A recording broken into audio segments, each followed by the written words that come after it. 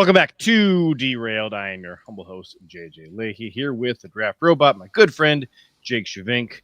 Jake, are you ready to talk about Green Bay football? Always. And to talk about whatever else comes up on this fine Monday evening. It wouldn't be Derailed in summer 2025 if we didn't kick things off with a Mark Murphy Minute, sponsored by Redacted Energy and produced by Mrs. Lahey. Mrs. Lahey has the pop culture news for us this week. First of all, Alani Beverage Company, who also not sponsoring our show, they are dropping a new flavor. It's Witch's Brew. People are going crazy over it. I know, because we had to drive around to like 7 different stores to try and find some. And our Packers tie-in here is Witch's Brew, Milwaukee Brewers. Much like the Packers are going to be at the top of the NFL in just a minute here, the Brewers are in sole possession of first place in MLB overall. So congrats to them. Staying ahead of the Cubbies, thanks in small part to the dying franchise known as the Baltimore Orioles, who got one over on the Cubbies. So I think if we have some time, there is a baseball thing that I would like to do tonight with Jake. Okay. I think you guys are going to enjoy. I think Jake's going to enjoy. Okay. Drew asks, JJ, is your wife an energy drinker, or is she just along for the ride when you're searching for them? This actually is very topical. So she's got her own energy drinks. She likes Red Bull and Alani, and then I drink Dusky Zeros, and then I drink Redacted. I'm not going to say the name until they sponsor our show. So she says it's a his and hers type of thing. And it's good to know. Where's Dershel? Here we go. Dershel. He said Redacted would never pull a Celsius and accidentally fill itself with booze. So here's the thing. For those of you who do not know, it's the High Noons and the Celsius, right? I think those are the two that got switched. Yep. So if you basically, if God loves you, then you bought a Celsius and it was full of High Noon, and if He doesn't love you, you bought a High Noon and it was full of Celsius. Can you imagine? That's basically what happened. Getting a High Noon, and it's like, what is this like strawberry orange thing that I'm drinking? That's got to be extremely disappointing. As somebody who has his fridge usually stocked, I would be very upset if I went to go find one that's just a Celsius. So epic mix-up. I actually do. I do have a Celsius right here for tonight. There you go. That's because my Redacted is still chilling in the freezer because I forgot to put it in the fridge, and so I put it in the freezer. And in a little bit, Mrs. Lahey has volunteered to bring me my Redacted. Until then, I have to drink a Celsius. So, man, I need to ask about the Witch's Brew here. I see the pictures. So is it like is it caramel apple? Is that what we're working with here? Okay. That's exactly what it is. It's caramel apple. So here's the thing. Apparently, people who had it last year are upset this year because it no longer tastes as caramely, and now it tastes more appley. Interesting. So okay. I did not try it last year. I did taste it this year. I think it's pretty good. Okay. With the appley-ness. I like the design. Oh, here we go. I like the design. They got a fun art on the can. Yeah, that's nice. That's lovely. Dershel is trying to distract from something that happened last week between me and Dershel. I reached out to Dershel and I said, hey, you told me that you tried the new flavor, the new Bubblicious flavor of Redacted. So there's 2 different Bubblicious flavors. I had tried the, what was it? I tried the first one that's just the pink, and it was terrible. And then he told me that the cotton candy Bubblicious redacted was actually worth it. So I tried it, and it just straight up tasted like bubblegum. Oh. And then he chickened out, and he did not come to the live stream last week. So I have had to sit on this for 2 weeks to confront him about this bum steer. That is not a good flavor, my man. Wow. I think Dershel, I think you just really like bubblegum flavor more than I do. That's really what's going on. New beef dropped. Cans. New beef just dropped between JJ and Dershel. I mentally, when I picture Dershel, I see Deadpool's face, but not like his avocado face, like just the mask, right? Like I picture the Deadpool mask, just like, but Dershel like walking around his house, like doing wedding planning with his fiance and all that. But he's got the Deadpool mask on. Fair enough. Drew wants to know about the sherbet flavored 5-hour energy drink. So Mrs. Lahey is spreading some propaganda here. She says I have the 5-hour energies. I really don't. I do 5 hours really only in 2 scenarios. One would be if I have to do a late night drive. And 2 would be if I'm going to the movie theater and I am behind on. Other than that, I don't drink. I think I've had one of those, and yeah, that I don't need that type of that hit a new level. That's what I imagine people think the Four Locos are like, which I've also never had. Okay, I think I've had 2 Four Locos in my life, and they are not as bad as people say, but they are terrible. Like, don't buy them, but also it's a bit of a meme how bad they are. It's exaggerating for comedic effect, but also don't buy them because they're not that good. Of course, you love them.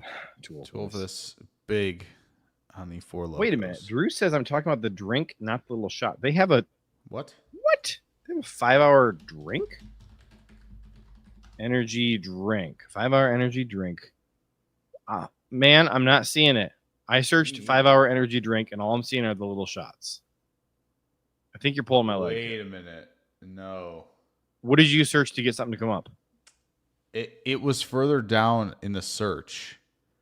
They're like, go to images and see if you can find a can. Well, that's where I'm at right now. That's where I'm seeing them. What did you search? I searched 5-hour energy drink. Yes, there you go. And then that's what I saw. The tropical burst, that green and pink. That's the first one I saw. Okay, we got berry, watermelon, grape. I just don't know if extra strength is what I like. I know how much strength is in the regular ones. Not sure I need extra. Does it have much caffeine as those Panera drinks they pulled off their menu? Those were crazy good. I wish that. Okay, so those were not got to be the same. Okay, so this probably right way here. Too much. This is the best flavor of 5-hour energy is apple pie, but they don't make it anymore. Hey, look, baseball. Topical. Well, yeah. Speaking of,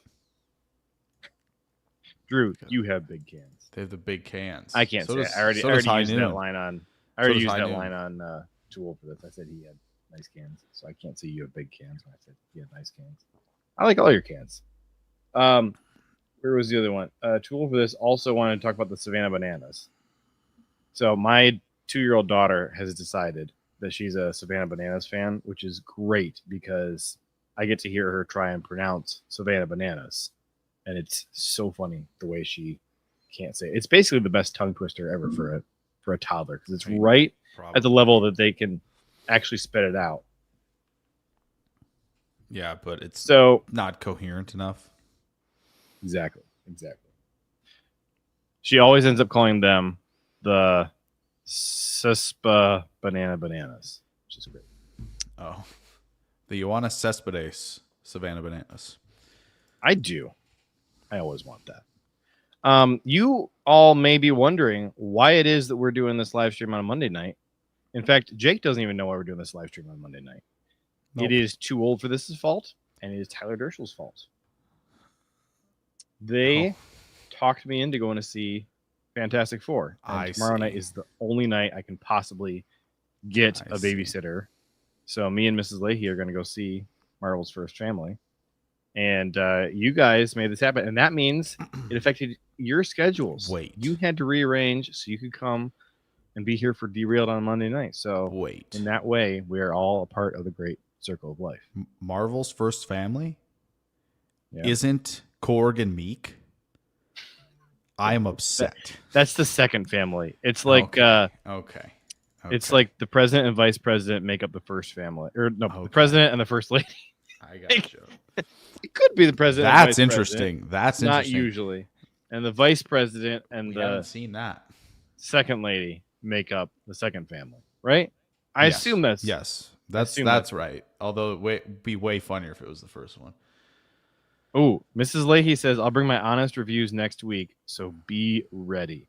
Mrs. Lahey, are you actually going to get on camera and do this? Because you should. Yep. Put the camera down or just get one of those mics that attaches to the shirt so you can And then we do the quick witness review protection afterwards thing on her face where she's just a silhouette. I mean, Derschel says this is the only accepted reason to move the derailed date. And then Tool for this. Tool for this. Don't act like you weren't one of the ones talking me into going to see this movie. Right? I've seen so many movies now because of Tool for this. First of all, I've been to the theater every single week for the last... This will make the last month straight now. And it's almost entirely because of Tool for this. Derschel says he bought the Galactus popcorn bucket. Well, it must be nice living in a densely populated area where they have such things. All right? Like, we're basically going to go see it at a drive-in out behind Mama Leone's. I need to see the Galactus bucket. I'm looking it up. Do you have that's way cooler. Is it cooler than the Taylor Swift bucket? Did you see the sandworm bucket, by the way? Yes, I did. Yeah, I saw those. This Galactus one set a world record, which makes sense. I mean, Galactus is quite large, so it would make sense. $80 for that. I feel like that would have to make and refill the popcorn by itself for me to pay $80 for that, but it does look very cool. Here's how I know that I'm old. I'm just looking at this and wondering where I would store it.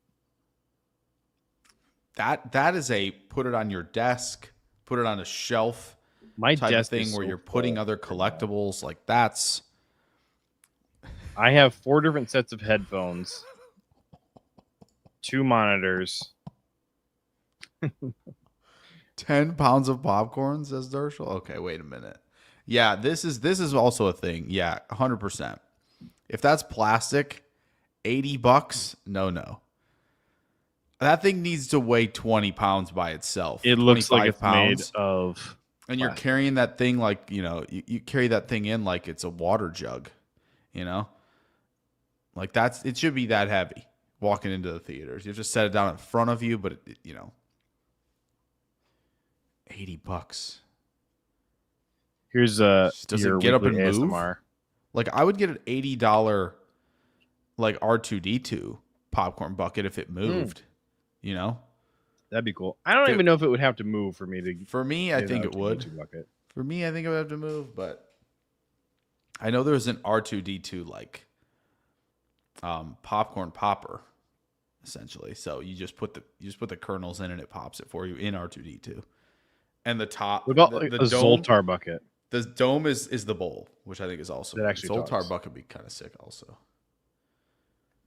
I kind of want the big things on the side of Galactus's head to be hollow and like fill up with the unpopped kernels, and then they kind of fall down the tube, and then it heats up. Interesting. Pops up like the heater is down, like in his neck.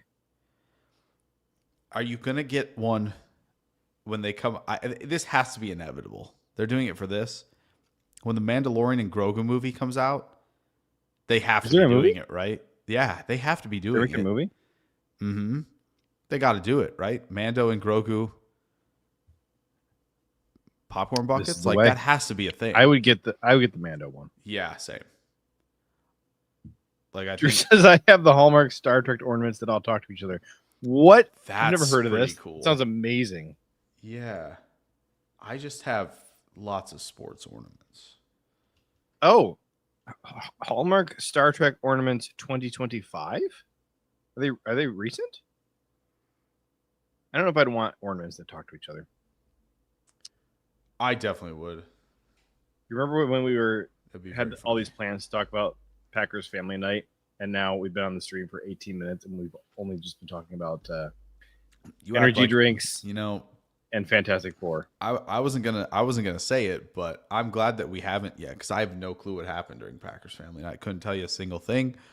Did not have a TV in front of me to watch it, so this will be nice. This will be nice getting like honest to goodness reactions. I'm gonna start searching stuff on Twitter so that I am familiar with what went on. Here we have this is from Dershel. He sent me this picture. $80. Wait, so do the eyes light up? They have to. I don't know if they do.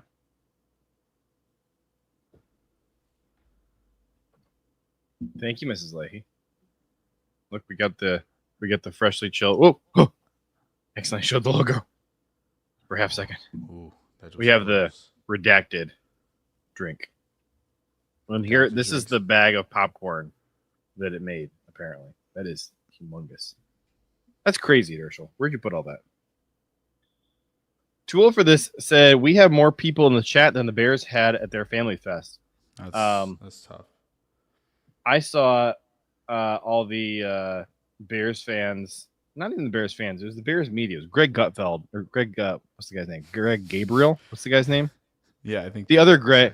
There's a couple different Gregs who trend on social media all the time. Perfect. That's so for saying crazy things. I think Greg Gabriel is the Bears guy. He is. I blocked him a long time ago. Would never. I don't think there's any Bears media people I've blocked. There's been a couple Bears fans who kind of go crazier. I actually think I've blocked more Packers people than Bears people. There is one fan base that I just block regardless. It's the team up north. I block them regardless. If you like that team, I block you basically. Other than that, you've been blocked. Other than that, I'm pretty conservative with my blocks. I should look and see how many I have. Tool for this wants to know if you live with me, Tyler. You, not yet. Someday. Someday. You in your Deadpool mask. But Greg Gabriel, I think, was tweeting like, man, the Packer fans are so lame because like all they care about is the Packers, and it's because they don't have anything else to do in Green Bay. And like the whole rest of the world looked at that and they were like, okay, so you're like telling us exactly where the Bears rank in your list of priorities, which is like, I will go watch the Bears if there's literally nothing else for me to do. Got it. Meanwhile, we like to have a good time in Green Bay. Yes, we do. Of course. Okay, so Packers family night.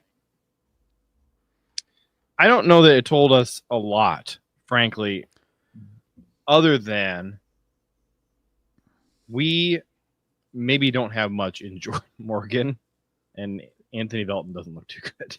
But like that's been something we've been suspecting for a while just with practices. I think family night is a big practice anyways. Yeah. Drew says, can we all agree we should never get rid of the Hall of Fame game? I've never seen the Hall of Fame game. I don't think I ever will unless the Packers are playing in it. I think I've said why would we never get rid of the Hall of Fame game? I think I said this I said this. What was it, just on Trey the show Lance and before. Hendon Hooker throwing rocks to each other? I've been to the only Hall of Fame game that's been canceled. It was the year Favre went into the Hall of Fame, right? And the field was in shambles. So that was fun. Not seeing it at all, but yeah, I mean it's fine. Like obviously nobody plays in it, so I go to preseason games. You see a little Trey sometimes. Lance, you see a little Isaac Tesla, a little bit of Keandre Lambert-Smith. So that was fine. But I think the thing is, only the Packers are the only team that I care about enough to go watch those, bottom of the roster bubble guys. Like with the Packers, I know who all these guys are. I kind of know who I want to make the roster because I'm like, oh man, I just know Allen Lazard is going to be a stud. Then he gets, cut. Fortunately, as we know, happy ending there. But yeah, like, there's always every year you got a couple guys who you're like rooting for like crazy. For sure. But I don't have that level of obsession with any other NFL team. Yeah, that's fair. That's fair. But how covering the draft, JJ? You don't want to see all the rookies playing, And all these guys you liked 3 years ago on new teams getting a chance at redemption, But this is the difference between you and me as draft gurus, right? You and I are both draft purists in a different way. All right. You're a draft purist because you love the draft. I'm a Packers draft purist because I love the Packers draft. I'm there for, hey, here's who I want the Packers to draft. And then once you go to a different team, you're kind of dead to me unless we pick you up again later. Sure. Kind of how that works. Fair enough. If you go to the AFC and I liked you in college, I will continue to like you in the NFL. But if you go to like the 49ers, I don't care if I liked you in college. You're dead to me now. Or if you go to the Vikings, like, I know it's not your fault that you got drafted to the Vikings, but you're dead to me. You could redeem yourself by refusing to sign your second contract and demanding a trade to the Packers. That would redeem you for me, for sure. Big time. Yeah.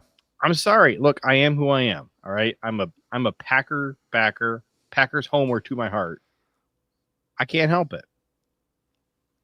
I love 99% of draft prospects up until the day they're drafted. And then as soon as I hear which team they went to, oh, you're dead to me. You're dead to me.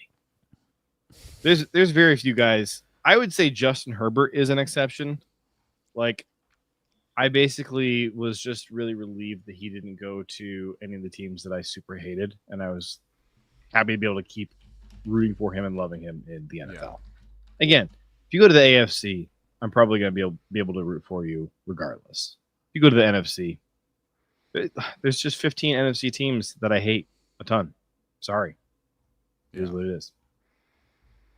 It's fair. Drew says, I care about who went to the other teams to see what we could have taken instead. I mean, yeah, like that's like I call it depression, but I'm absolutely like I am just, full face in that 100%. Yeah. Like I still, I'm looking at all these draft picks that the Eagles have taken, and I'm just like, oh, I wanted Ty Robinson. I wanted Quinyon Mitchell. I wanted Cooper DeJean. Like, that's me to a T. Sam Laporta going to the Lions. Yeah. Colson Loveland for Jake. Sorry, who? I've never heard of that guy. Your man crush. No, I've never. Don't act like you don't still love him. Do you have a Colson Loveland Bears jersey? No. Yet? No. Are you going to get one? No. No. I don't even have a golden jersey. And I don't think I'm going to get one. How many Packers jerseys do you have? Who do you have? 4. Who are they? Rodgers, Adams, Cobb, and Ja. That's it. I had Rodgers, and that wore out, so I don't have that anymore. I had Favre, but that was when I was a kid, and so now it's in my daughter's closet, and it's like it is threadbare. I need to replace that. I have Cobb, And then I'm wearing Love right now, obviously. Yeah. Yeah, I'll probably end up getting a Jordan Love. But I don't. I've got a better idea for Matthew Golden. Much better idea. Like a new jersey number for him, you're saying? Or are you going to do something different to represent him? Something different. Won't be a jersey. I know what it is. You're going to gold out your hair. No. I think it's pretty cool though. JJ will get to see it offline first before everybody else. Oh, I thought you were going to put a picture of something up here. No. I'm excited to see this though. No. Drew asked, did we ever talk about the new helmets? We did. Yes. I feel like we talked about them a lot last week. Yeah, I think so. And I think was it last week or the week before? And then we launched into the uniform conversation. Yeah, I think that was last week. That was pretty good. So honestly, we could have done another hour or more on that. We wanted to talk some ball, sure. But I think that we came out of that conversation realizing that there are more NFL uniform conversations that we need to have on this podcast. So what we did was we were grading Color Rush, specifically Color Rush, not alternates in general, but just the Nike Color Rush unis for all 32 NFL teams. It took us like an hour. Ooh, Wolf this said Golden should wear gold contacts so he can be Goldeneye. That's amazing. He'll look like a Sith almost. Yeah, he would. Look like Darth Maul. Yeah.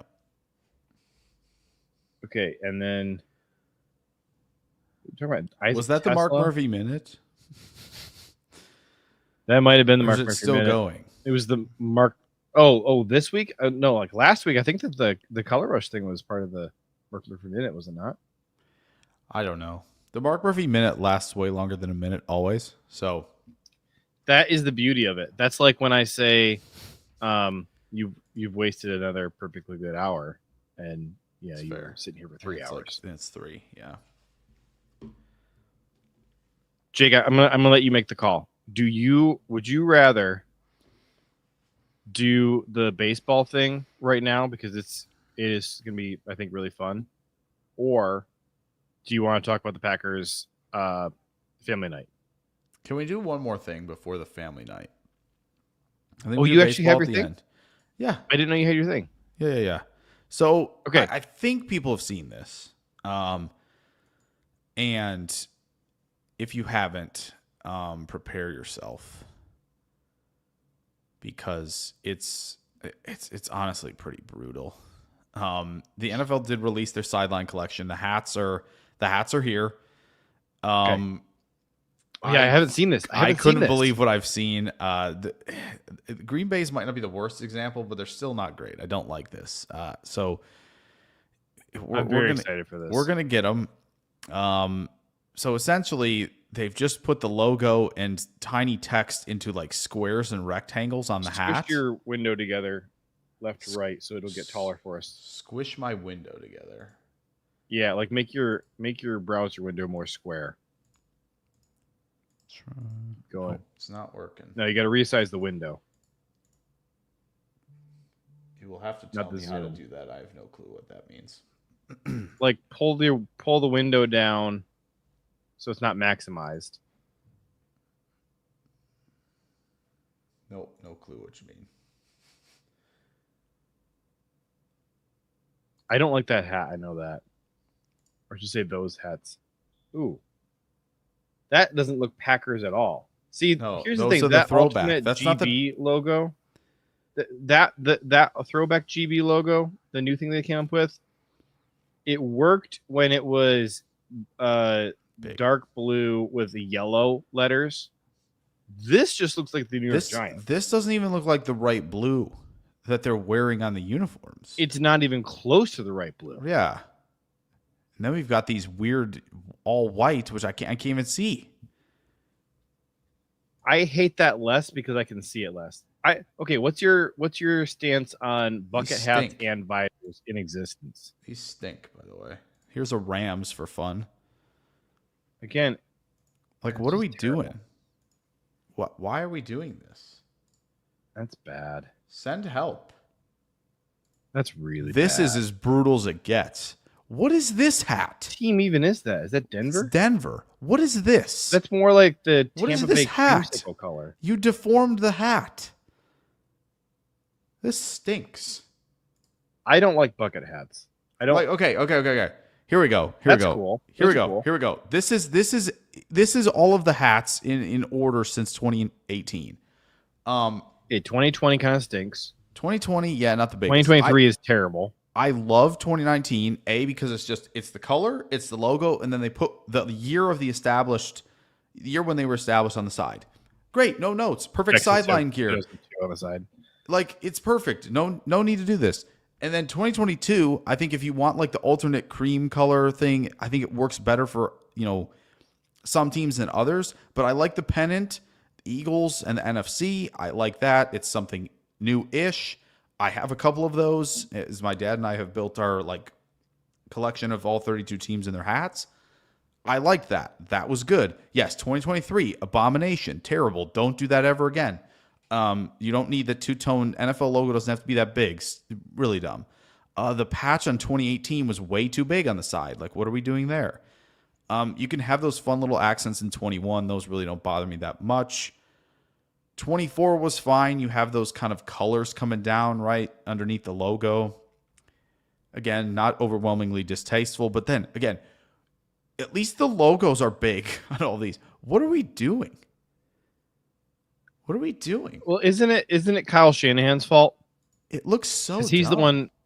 He's the one that's been wearing like this style of hat for the 49ers for a while. This looks horrible. Why do the Chiefs have a gray? What are we doing? Yeah. Drew These says stink. 2025 is by far the worst, and it's not even close. God, the Chargers have a gray, and it's the worst. horrible. Oh my The gosh. Bears. By the way, that B needs to die. What is that? Nobody wants to see that. It looks like someone B turned a logo heart, Bears. turned a kind of expressive heart that they drew sideways. What is that? It looks like butt cheeks. It's so bad. It looks like somebody laying And on again, their the side. Bears have without pants. two classic colors. You put them together, and like, why would you like shrink? There's no orange at all. The mesh background looks just terrible. outlining the logo, the Bears logo. This is terrible. Like, this is so bad. Why do the Bears have a gray with a white patch? Actually, that is the first one of these that I've seen that I don't hate. That is pretty cool. It that just looks like they lot put a like Post-it the note show on the hat. Lemaire. It looks like a Post-it note's on there. If I were a Bears fan, I would buy that hat. But that's the only one I've seen for any team that is not atrocious. This is absolutely atrocious. What are we in the doing here? world is What are the air holes up top? Kanye designed that hat. What is going on? That looks like Kanye's shoes that he's been making. His like his dress Crocs. Ugh. Again, that one's like not That's like fine. the worst ever. But again, it looks like someone just put a Post-it note with the logo on it. I don't really like the patch hats where like what these things in the it's middle not row. like actually like stone in What there. are we doing? What are we doing in this middle row here? What's with the weird looks air like holes? Guys with really sweaty foreheads can air their foreheads out. Like, again, I sweat Be probably airhead. way more than the average person. So, like, for some hats, I'm like, well, if it's 90 degrees, I'm not wearing this hat. So I have hats for that I know I can sweat in. But like, this is like, I don't know what we're doing.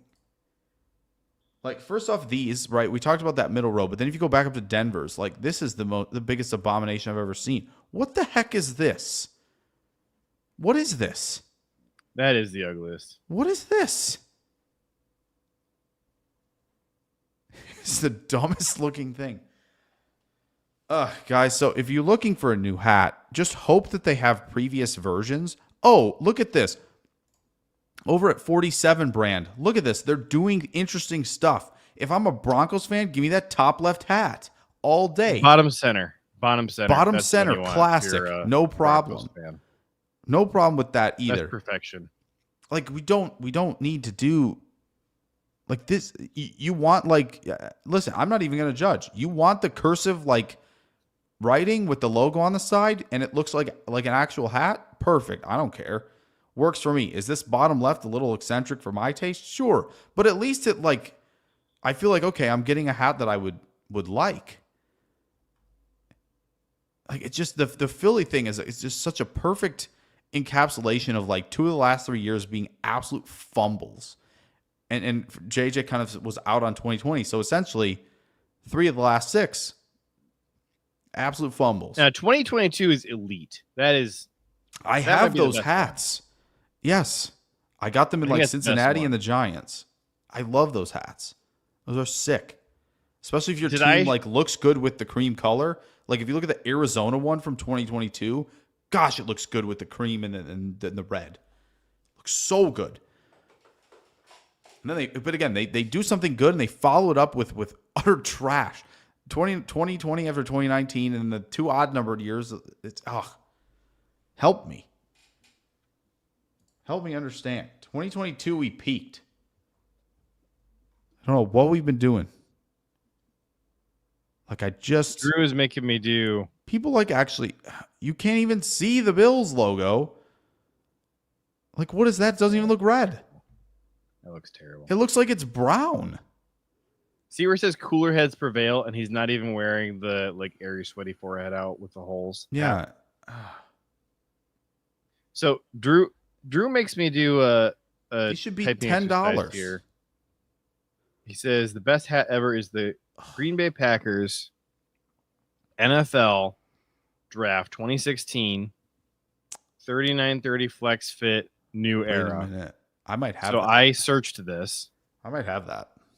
I searched this and okay. Here we go. I don't know which one we're supposed to be looking at here. This one right here.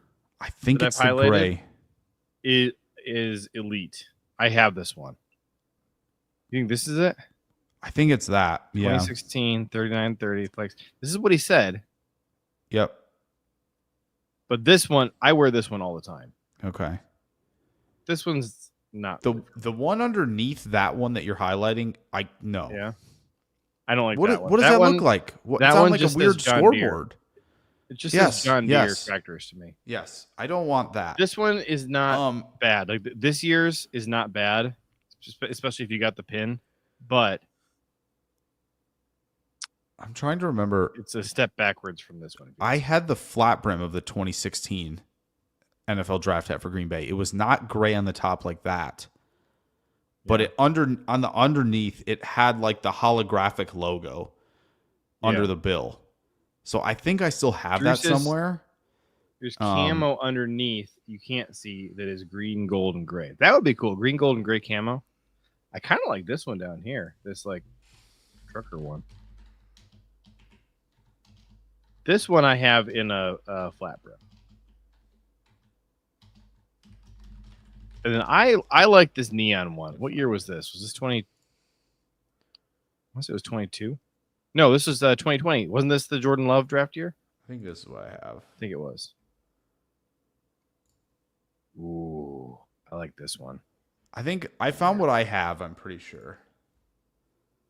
All right, go ahead and put your. This is what I have. Oh yeah, this is definitely what I have. Yeah, I feel like this is the one that Drew's talking about. Yeah, it's just mine's. His has a gray on top. Mine, it's just flipped.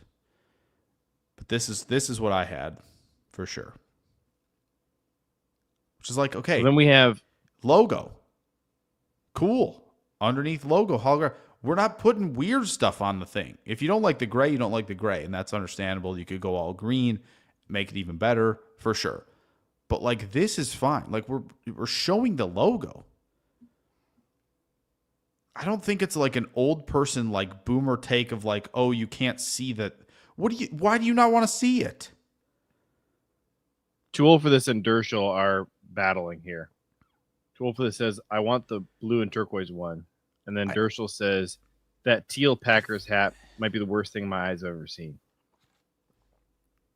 Am I making markers or are you? Oh, what's going on? I think the teal, just to have it as a novelty item, I think makes sense. Am I bringing it to a game? Probably this not. looks No. like the Packers and Dolphins joined up to Looks like the Seahawks. sponsor a farm team. Looks like old Seahawks. Yeah, a little. That's true. That's true. And so, yeah. Oh, it's the city hat. See, I What is knew that? it. Is that I knew is that it. like City Connect? It does say City of Green Bay on the side of it. Oh, it does. So it does make sense. So I get that. Yeah, because you can see it in the city logo. Those colors are there. So that makes sense. Yep, I see that. Um, Did I pull this up last week? I really want this hoodie. That's pretty hockey sick. hoodie. That's sick. I want this so much. I like that. We aren't the Seahawks. What I need to do? Yes. What I need to do is come up with a reason for people to dono to the show again, since we're not doing mock drafts right now. And if I can get 15 $10 donos, then you donate, I'll do a mock draft. I promise. Right now, I will. Do you think we can get people to donate for a mock draft here in August? Don't know, but be hilarious. Don't know the dono. $150, so I can buy be this. Sick though. Okay. Can we do the baseball thing though? Because I think people are gonna. I think people are gonna be on board for this. You don't have to like baseball to like what we're about to do here. Okay. Okay. I don't know what we're doing. Jake and I have really fallen in love with Tier Maker, like big time. Yeah. Yeah. Jake, how much time per week would you say you and I have spent the last few weeks doing Tier Maker together? A couple hours per week. Yeah, for sure. Every single week. Yeah. So we're doing a Tier Maker for Major League Baseball, and what we're doing right now is we are grading the logos. And you have to set aside all of your feelings about the teams and be completely objective about the logos. Now, I think you can give like an extra boost to one of these logos for looking extra good on a hat. But we have to be very objective about this. And as always, whenever we're doing a tier maker, we always have to decide first what our tiers are going to be. And I just want to throw it out there that one of the tiers has to be lazy. That I need lazy. Is lazy worse than bad though? Yeah, lazy is the lowest. It's like you basically opened up Microsoft Word and typed in the letter of your team and then scrolled for 30 seconds to find a font that worked and then called it good. Okay. I follow this person on Instagram. She like redesigns logos. Super cool. Yeah. Okay. Yeah. Does she have a is there a logo that she redid that you wanted to show to us? Not that I have at the moment. But too old for this. Trying to derail us already talking about hockey logos. Look, the Kraken logo is really cool, but we're not doing hockey right now, man. That's later. We're doing baseball. Yeah. Baseball logos. We can do baseball jerseys at some point. Baseball jerseys would be fun, but then we have to decide. We have to decide if we're not for now. There's the City Connect as well. That we'd have to decide if we want to grade those. That would have to be, I think, its own separate thing. But Dershel says, "Can we add the jersey combo with hat?" I think that should be a tiebreaker, maybe. We can do that. Yeah. Drew says Cincinnati Reds is lazy. I agree. It's incredibly lazy. I agree as well. It's also there's a better logo. It's the identical logo. I know between the Reds and the Twins. Yep, it's true. I do have here. We can kind of decide. I have two versions. I have like this is kind of like the more full like logo versus like this is the simple logo. And here's the biggest thing to consider when we're trying to decide which one we're doing is Boston. All right. So with like the official logo that would like go on a hat usually, we've got the B for Boston versus on the other one. I don't know if I was sharing a pair of socks. Yeah. Right here, a pair of socks. So which one do we want to do? Do we want to do the I kind of want to do the other votes, one. Drew votes for complex. Complex. Here's the thing. If we do complex, I'm putting the Red Sox as low as we can go. And if we do official, like the simple one, Boston goes a lot higher. Okay. Maybe we gotta do both. Maybe the chat petitions for when we do an alternate one, right? So we can do the fancy one. We have one for until basic the chat says as well. These folks always trying to tie everything up. Drew said it first, so we'll do complex, and then if there's a specific team that you want to do basic, then we'll do basic. Yeah. So, oh look, this one already has like fancy tiers in here. I think fancy tiers. lazy has to be absolutely timeless. Lazy. I don't know. 2, 4, 5 versus the other one has 6 tiers. Let's do. Drew says he's fine with either after voting for complex. So if you want to do simple, let's do that. Well, let's do simple then, because okay, now we have basically just the one vote for simple. Yeah. Dershel says any singular letter is lazy. Let's hold that statement in mind and go through and see if there's any logos that contradict that. It's a pretty good theory. It's a good theory. I think there are. The chat has already weighed in on Cincinnati. Like, do we agree? I agree. Like, since he goes in, I agree. Lazy? Yeah. Okay. And then I guess we should do the singular letters. Philly is as bad as it gets. It's not a good P. No. It also doesn't look much like a P. It looks like a T. A little bit. Wraps around. A little bit. Like a fishbone. Texas is not. Yeah. Ranger. That's a pretty bad logo for the Rangers. It's not great. Not gonna lie. It's not. It definitely is lazy. I like that it has multiple colors at least.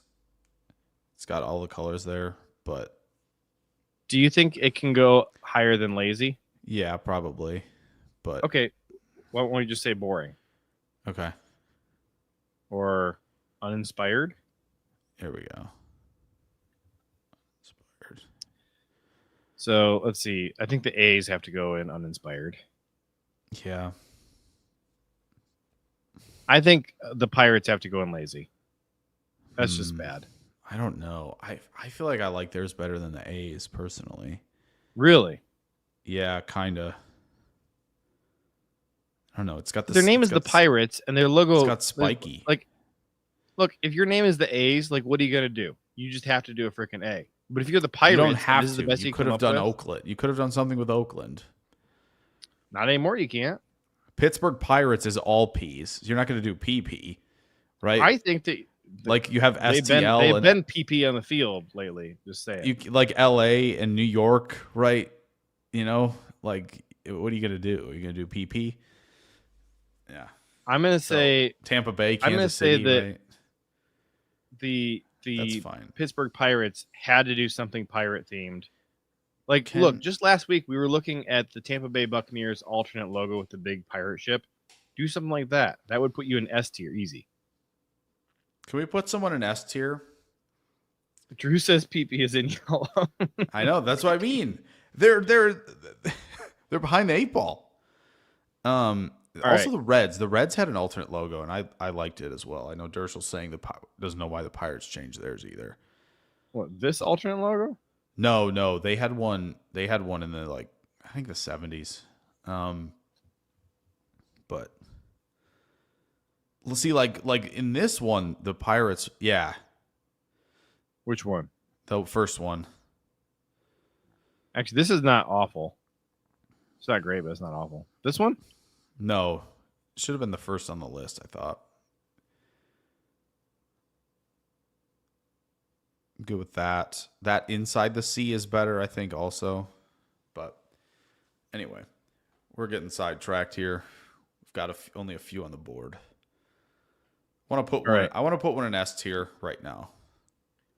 I'm gonna say, Jake, I insist as the host that we do the Brewers last because I know we got a bunch of Brewers in the chat here. Okay. And I don't want anybody dipping once we rank them. Welp. All right, we're gonna do the Brewers last. Okay, can I put one in S tier? Yeah, which one do you put in S tier? I think Toronto. I think the Blue Jays is a really nice looking logo. I really like it. They get the little Canadian touch there, but it's a unique looking bird, right? They didn't go like the way of like, oh hey, there's a bird we could copy. Let's just do that, right? I feel like it is a distinguishable bird, and they put the Canadian flair on it. That's where I'm at with the Blue Jays. It's not my favorite, but I've seen enough people consistently ranking the Blue Jays as one of the best logos in MLB that I'm not going to argue with it. It's nice. Not really my favorite, but I can objectively acknowledge that the general consensus is it's great. So I'm fine with putting that in S tier. Big fan of them. I think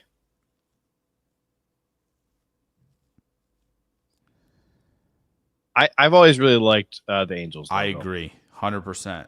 That's where I think it breaks it that goes single at least letter in thing. A. Yeah, I think this is the one that my mind went to when Dershel said that a single letter was lazy, because they did, and it annoys me that it's like all clipped off right there. I'm gonna do this one, so you can see really good. It's really the well full done. thing. It's just really well done. Doesn't have to be too crazy. Get something a little extra in there. It's not just writing the letter out. Like I'm in. All the way in. I think it kind of doesn't matter which of the Mets logos you use, they're terrible. First of all, this logo for the Mets is like basically just a much worse version of the Yankees iconic logo. Yeah. It's like, can I copy your homework? Yeah, just make it way worse. Just shift the Y down a little. Replace the Y with straighten out the N. Yeah, it's like the Yankees have a straightened out Y, right? And then they've got the ends a little curved. And the Mets were like, why don't we just switch those two things on our two letters? Yes. And shift the Y down a little. Did. And it's like 100% correct. Like, yeah. Not great. Colors, nice. Logo, meh. Drew said Toronto is good. Hate to compliment the Canadians, but that's good. And then Dershel said they're sending too much wildfire smoke down here, so they get downgraded to A. I will just say, Dershel and I did what sport was it that we did good Canada? It was hockey. Yeah, there was hockey. Yeah, good. So we were putting all the teams in various tiers, and we had good Canada and bad Canada, and so that was fun. That was a top 5 after the show ends. Yes, we keep talking for forever. Moment was good Canada and bad Canada. Mm-hmm. All right, Dershel wants to rank the Diamondbacks. So he says Diamondbacks are S tier, an A that's also a snake. But he's the one who said if it's just a single letter. Maybe he's saying that it's not just a single letter because it's also a snake. Here's my problem with it is that it's an A, and like do the D for Diamondbacks. It's weird that like you're kind of screwed if you ever try and move the team to a different city. They do have a D. Yeah. Yes. Yes, they do. Here? No, it's not. They do have one.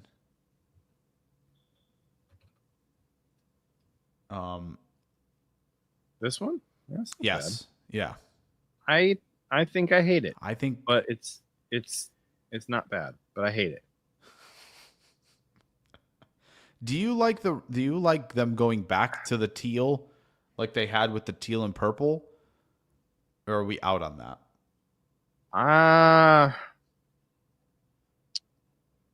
That's a hard one for me to answer because I am not from the Southwest region, and so I'm nervous to comment on anything about the Southwest culture. But like to me, these colors are a lot more Southwest than these colors are. This feels more Cal, and this feels more Arizona. Yeah. This is like Cali / New Mexico, and this feels Arizona to me. They did do the top right one. Just scared to say that. To try and get more of a snakehead look with DB in there. Yep. They did try that out for size. This is an official logo? Yeah. It's been on their sleeve. I guess I get it. I get it. Okay. So Diamondbacks, and it's a snake head. Yes. Yeah. It's okay. I don't love it. I appreciate them trying things because I think they know that they need more than the A. Yeah. So I kind of like that they're trying stuff. I like that they're trying stuff. Where's the girl you're talking about who did did she do a redesign of, you know, I will say I've always liked this when it just does D-backs like this. That's pretty good. Yes. I kind of want to do here Diamondbacks logo redesign concept. Let's see, we'll find something good in here. Oh, bad. See, now this is not bad. She did a Pittsburgh Pirates. Did she? Mm-hmm. You want to send me the link and I'll put it on screen? Yeah, I can send you it. This I don't hate. This is good. That's scary. Okay, I like that they got the fangs on the A and the R. That's pretty good. I think I would have liked to have seen the Z kind of bigger than the other letters and kind of take ownership of that word a little bit. Do you like this one?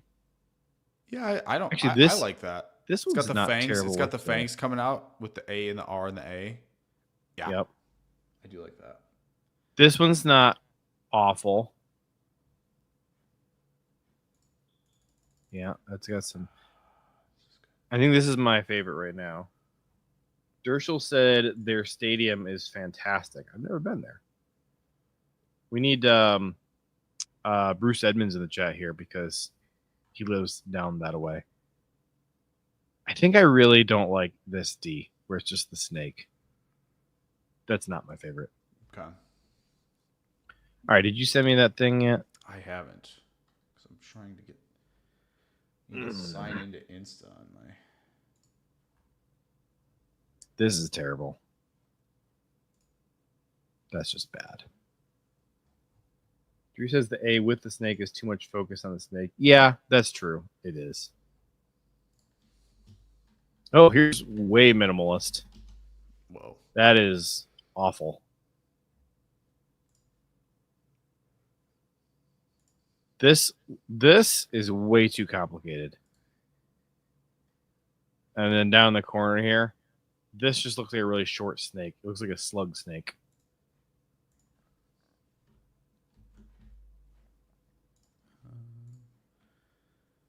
We should get rolling. I was waiting for you to send me the link. I thought you wanted me to put the link on here. I'm doing my best. We can go back to the ranking. So, all right. So A, I can't put Arizona in A tier. This is like, okay. I can't go higher than B tier. All right. Where would you put this one? I think like, that's fine. I just don't think it's very good. I think that's fine. So if we're doing for Boston, if we're doing this B, we need to put the Mets on there. That one stinks. Put the Mets on there. So I think that the Mets has to go in uninspired. Yeah. I think we kind of need a stupid tier though, don't we? I think stupid's a worse word than uninspired. Okay, I'm fine with that. I think uninspired and then stupid. So yeah. Then I think the Mets go in stupid because it's clearly just a ripoff of the Yankees logo. Okay. But I also want to let's look at their other logo and laugh at it because this is even worse. Somehow this is worse. Yeah, I'm looking around here, trying to figure out who's is better. Chris the Casual N See, this is We're the doing problem, NLB JJ. You're night. trying to put tier maker MLB night on a Packers show, and I just don't know. I think we gotta keep pushing through this so we can get to family night. All right. Look, Since we are not a third this of the way one, done yet. this CR is terrible. It's not good because you can't down see lazy. half of it. And then KC is the exact same. It's the Yeah, it's not they're very identical logos. Yeah. Yeah, that's The Dodgers are a terrible logo. That, like, But I guess you're gonna put the classic LA like that. Okay, I'm gonna put it in they're coming uninspired. for you. I mean, it's Yeah, no. Okay. I think that the White Sox have a fantastic logo. I think it goes in A tier. Yeah. Yeah, I don't mind putting it there. It also looks fantastic on a hat. It does. It does indeed. Drew said the Guardians are stupid, but we're not judging the name. We're judging the logo.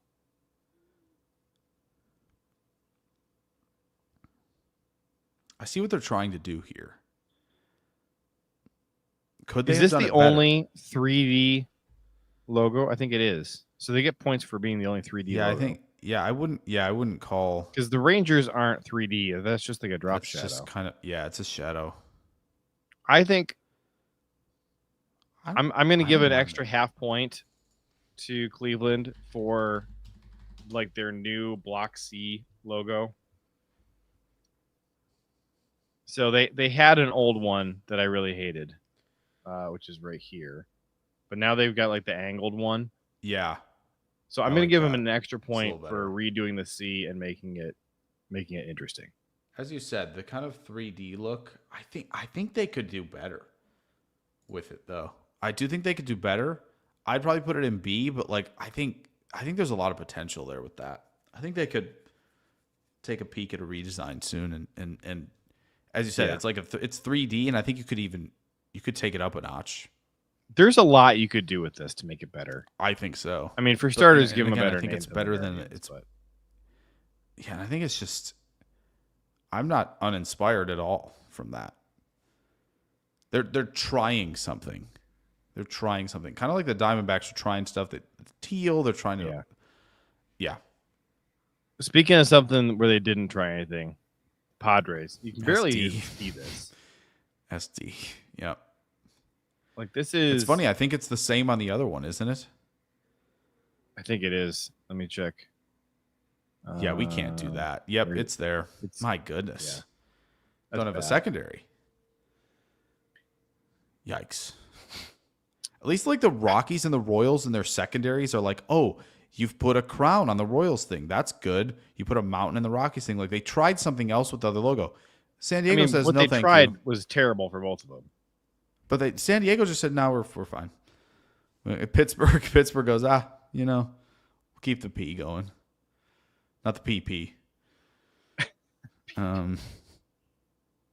Detroit, I think that this D I'm in. is pretty darn classic. I'm in. I All think the it way goes in. up in S tier. I'm all the way in. Yep. I'm with you.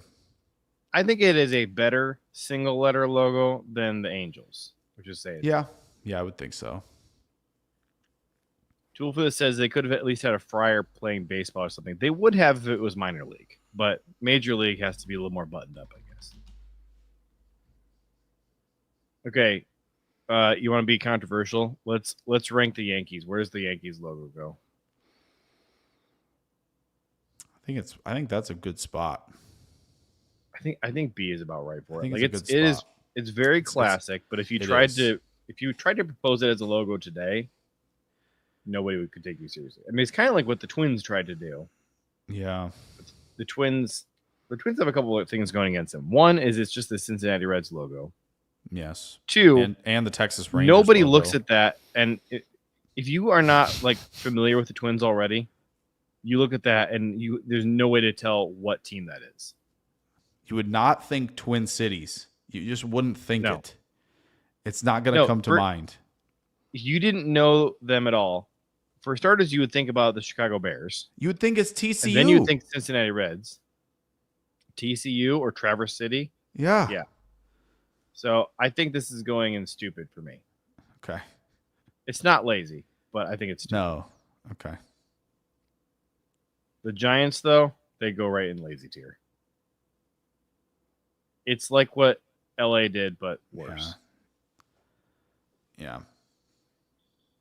All right. I'm going to make you do the Cardinals. You got to be objective. You have to be objective. I think that's as low as the Cardinals one goes, but I wouldn't like put it in A or anything. I like the birds on the bat in the other one. Let's look at the birds in the back because that's the good one. That's the one top row. Why do I not see it? Just to the right. There it is. That's what I'm talking about. That's pretty good. That's what pretty I'm good. talking about. I think we can give him an extra half point for this. I love that. Give him an extra half point on that one. So we'll split the difference. So you want to put him in B tier? Yeah, I think it's fine. I think you can go that route.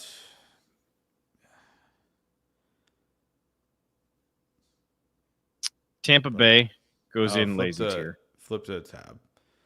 Oh, sorry. There we go. All right, I put St. Louis in B tier. there. Tampa Bay goes in lazy. That's as bad as it gets. Yeah. Where are we Washington Walgreens? Nationals. Someone mentioned this. Maybe too old for this. Said Walgreens had a team. Yeah. Yep. There we go. You know what? Since it looks like the Walgreens W, they can't even go in lazy. They're going in stupid. What's worse, lazy or stupid? Is it better to not try anything or to try something dumb? It's better to try, I think. Okay. I think it's better to try something. So they at least go up in stupid because they tried something. The logo. Yeah, they tried something. The only thing that the Cubs logo has going for it is that it's got a lot of nostalgia for people who liked being miserable for 80 years. It's a pretty uninspired logo. I'd probably put it next to St. Louis, but I understand where you're coming from there. Okay, but do you really think that this belongs in the same tier as Diamondbacks and Guardians? Maybe not, but I also don't think it belongs in the tier where teams just threw letters on there. It's one of only two teams where they put like the whole name of the team in the logo, and it's still not interesting. But the Sox and the Cubs, where they just put the whole name right in there. And with both of them, their logo has nothing to do with what they actually are. It's just letters. And they're both from Chicago. I can't put the Cubs in the same tier as like Texas, Oakland, and San Diego, but I don't know. I just feel bad about the Guardians and the Diamondbacks and the Yankees being in this tier. But I can live with it. All right. You're like a closet Mariners fan. Where do you want the Mariners logo to go? Like props to them for at least putting a compass in there. Yeah. That's why for me. They said, okay, I think we have a A letter. Is okay. We have a letter, but we did something with the letter. Do you want to just, again, you got rid of C. You could put St. Louis and the Cubs in C and just make another one. And uninspired is just lower. Oh. You see what I mean? What? Could probably So do that. I do a if C you want tier. to add a C back to it. So you then have your separate tier, but yeah. There you go. Okay. I feel like that looks I better. think that's probably okay. I think that looks better. Point. Where it's like I agree with you. I think the Cubs not quite on the ones above. But then I kind of want to put the level. Mariners in C. In B. I'd put them at least in B. Let's go with B. I would put them at least there. Yeah. I can't put them higher than the Guardians. I think it's better than the others and the Yankees below them, but the Astros logo is just terrible. They're like kind of ripping off the Mets.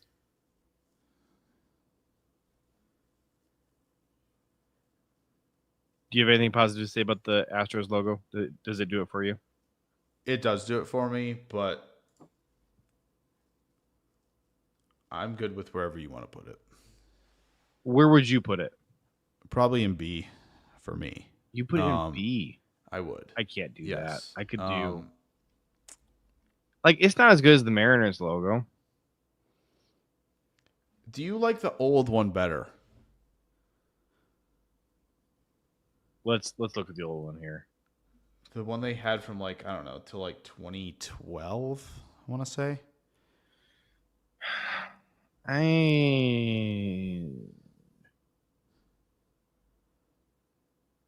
Yeah, I like it better. Okay. I think what the new one does for me is That's a good one. It's going back to those colors that they used to wear. That's why I like the logo currently. Sure. Because I think I agree with you that the previous logo with the star is better, but I don't like the colors. I just realized Dershel said he has a Cubs tattoo. Cubs tattoo. Trying to stay composed. Jake loves the Cardinals, so this is hard for him. Trying to stay composed. Again, I've surrounded the city of Chicago with my sports teams. Drew said For a good O's reason. are S tier. I like the bird. And like I like this Orioles logo, and I like their old one with like the more realistic bird even better. Do you disagree with having the O's in S tier? I I like this older one. That's right. I forgot about this. Man, that's nice. You're looking at Orioles or Cubs? I'm looking at old Orioles logo. Yeah, this is so this one's good, and then I like the one with the diamond. I agree. Background. This is class from them. And they still sell and wear a ton of stuff with this logo on. Good. I think it's actually still just an official alternate logo for them. Good. They dadgum better. They use this one all the time. Okay. This bird. So I mean, I guess they did have this logo back in the day. They brought it. Yeah, they've had this one for a long time. Yeah, I mean, so the 1966 is when they debuted it. I like them more. When they use this one and they use this one all the time. Like you can go buy current shirts and hats with this. I like the more noticeable orange. I don't need the faded orange as much. I like that, stronger orange color. Well, the stronger orange is new. That's been since I like 2009. That. I do like that. Yeah, even with the diamond in the background, they have enough orange where it's not like it almost looks like with the other ones. If it was on there, it would blend in with the diamond. So that's good. But I'm big on what. Can we put the O's in S tier? Yeah, the more I look at these, the more I'm all in. Like they have to get American a full League's doing some good stuff. They have, what is this? They really do. They are what? What is that? Most of the worst logos are in the National League. 8 of the top 9 are the American League. Boy, National League, yes, step up. Before we move on at all,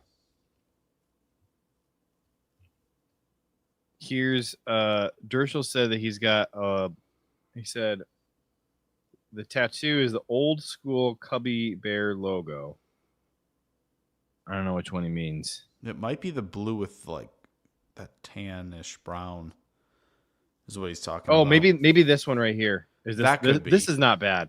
This is that. actually a good logo. Yeah, I'm surprised they didn't keep that. Yep. Surprising they should. It's easily their best logo. At the very least, it should be a patch on the jersey. If they don't want it, but 100%. Brew Crew won again. Oh, Drew says Brew Crew won again. Nice. Let's go.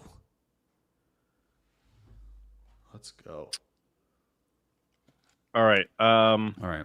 In the main event, we're done. So, all right, Astros. If you want to put them in C, you can do that. I have no problem. I have no qualms. You seem to have a strong take on this one. I think the Cubs and the Astros both have to go in C. Okay. But they have older logos that were better that would rank them a lot higher on here. Yeah, that's true. Both of those. All right.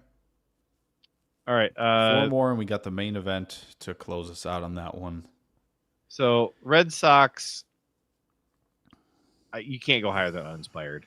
The B is not great, and then the pair of socks is even worse. The pair of socks is the worst logo in MLB. It's funny because the Reds were the Red Stockings, and like it could easily be theirs, you know. So why do we have 3 different stocking teams? That's because they couldn't think of anything else. Like they woke up one day and they went, "Wow." That's like how we got the different Houston socks than Texans. them. That's how we got the Houston Texans, the Washington Commanders, and the Cleveland Guardians. The Washington Nationals. Philadelphia Phillies. That might be the worst name in all sports. If it wasn't for horses, yes. But they got away. But again, it is literally fits the city's name. So, yeah, that's tough. I think the Marlins get a significant boost for me because of the colors. Like their color combo. Yeah, I'm digging the way they rebranded that. Like I would put them up in A tier with the Angels and Sox. Yeah, I think the M actually works with the Marlin better than the F did too.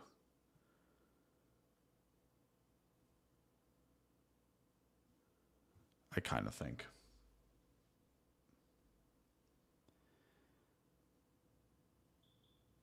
The M works so much better. Yeah.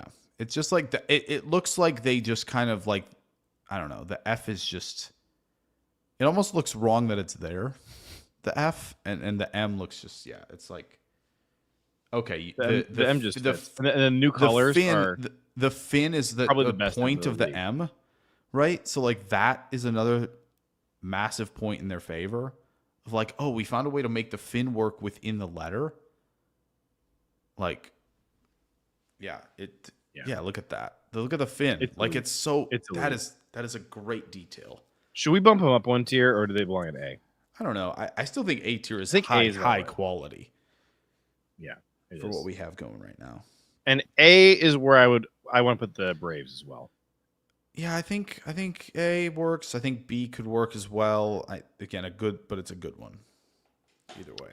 It's interesting that we have 3 different A logos in A and B. You got the Angels, Braves, and Diamondbacks. And the B's 3 different red A's executed differently. Yep. But I think this feels right. Maybe to a lesson out there, you know, the Mets and maybe make the tomahawk N and the M look great. different. Yeah, that looks. This is like just the right amount of intricacy. Yeah. Like, okay, I think the Kansas City Chiefs logo is really terrible, and they should take some notes from the Braves. Probably. Like get about this much detail in your stuff. Yeah. Did I show you my favorite Kansas City Chiefs rebrand concept? No. Let me see if I can find it. There's a bunch of them out there. Let me see. Ooh, this is good right here. This is a good one. It's really similar, but it's just better. I think what I hate is the drop shadow under the KC. That's what I hate. That's what doesn't work for me. Oh, where's the one? It's really similar to this one. We can just say this one, but it's basically this. It's the drop shadow that kills it for me in their actual. Yeah. Oh, these are cool. Have you seen these concepts with the headdresses on the helmets? I have not seen those. Those are elite. Hey, that's clever. I've seen a few of these attempted, but this is really good. That's the girl who does the designs right there. Is she? Oh, she did really good with that one. I don't know if that's her design. I think I've seen some of her stuff and didn't care for it, but this one's really good. That looks cool.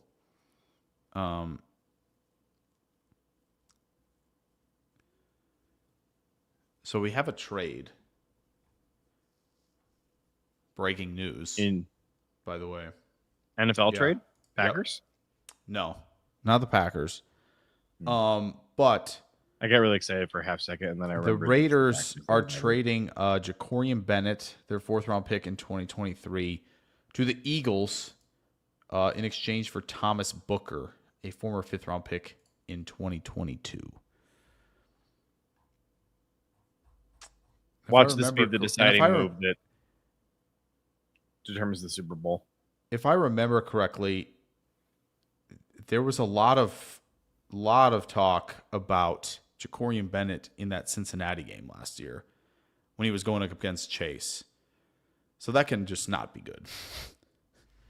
Anytime Howie makes a trade, even though they're probably only 50% successful, I'm still concerned. He's kind of the anti-Andrew Berry, which is why his team wins Super Bowls and Andrew Berry's does not. That's a great call. It's why Andrew Berry's teams are like in position to potentially get the number 1 overall pick, but then it wouldn't matter because they don't own their first round pick.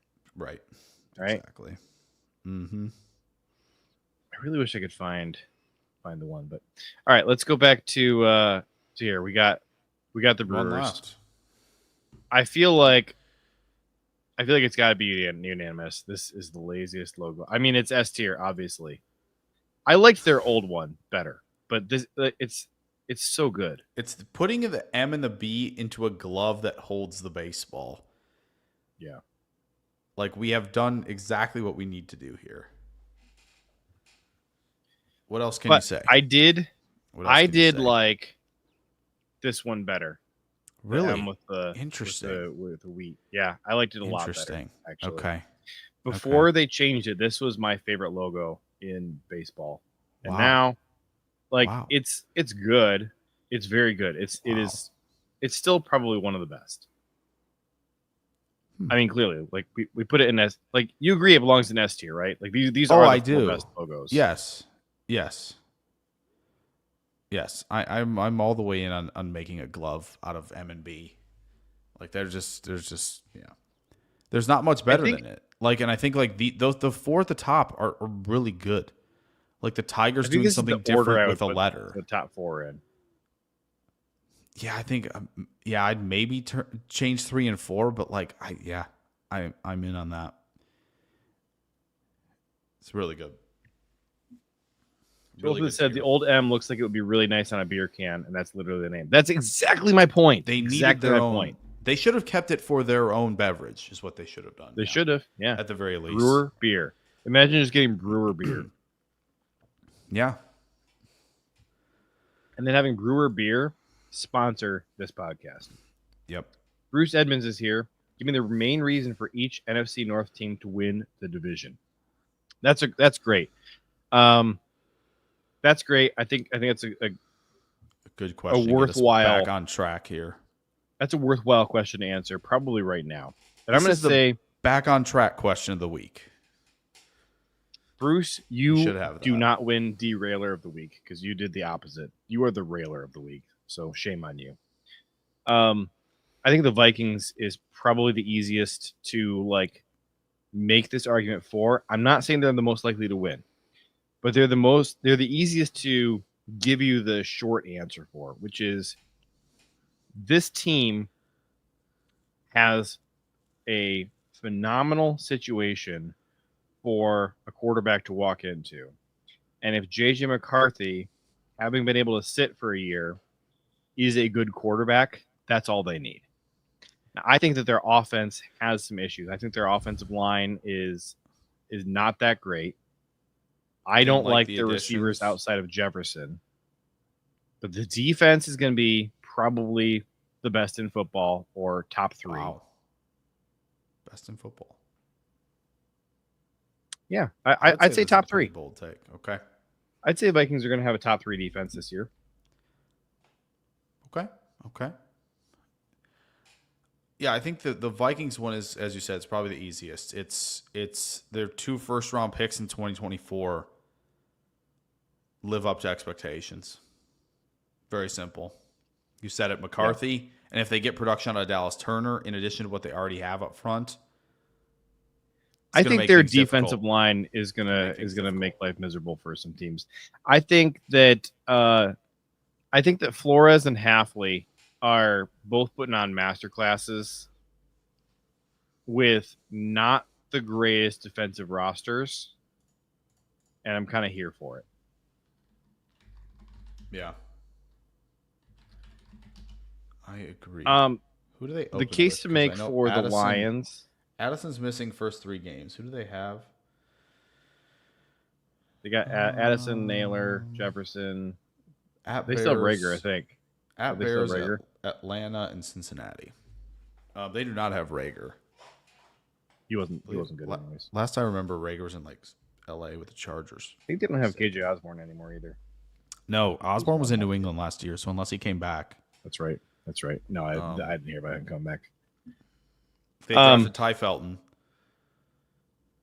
So, yeah, it's probably Jefferson, Addison, Naylor, and Felton then would probably be their likely top 4. Unless there's somebody I'm missing. But, yeah, the Vikings one seems the simplest because it's a lot they need to it's important things to be banking on, but it's just, again, those panning out. It's as simple as that. Yeah, they don't have much after those 4. Rondale Moore. I've heard things about Lucky Jackson from their beat, but so they'll be in 2 tight end a lot. Josh Oliver is going to be on the field plenty as a blocking tight end when they run the football. Be under center play action, all that good stuff. Letting Hawkinson do his damage as a receiver.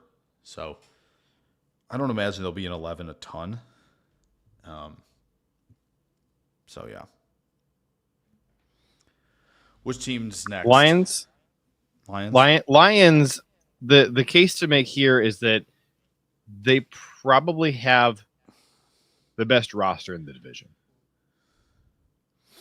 They have questions along the offensive line, but they do have some good players in there.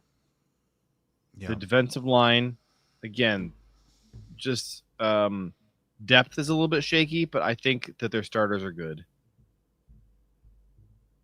So if they can weather the loss of both coordinators, I think they'll be fine because it's basically the same team as last year, minus Ben Johnson and Aaron Glenn.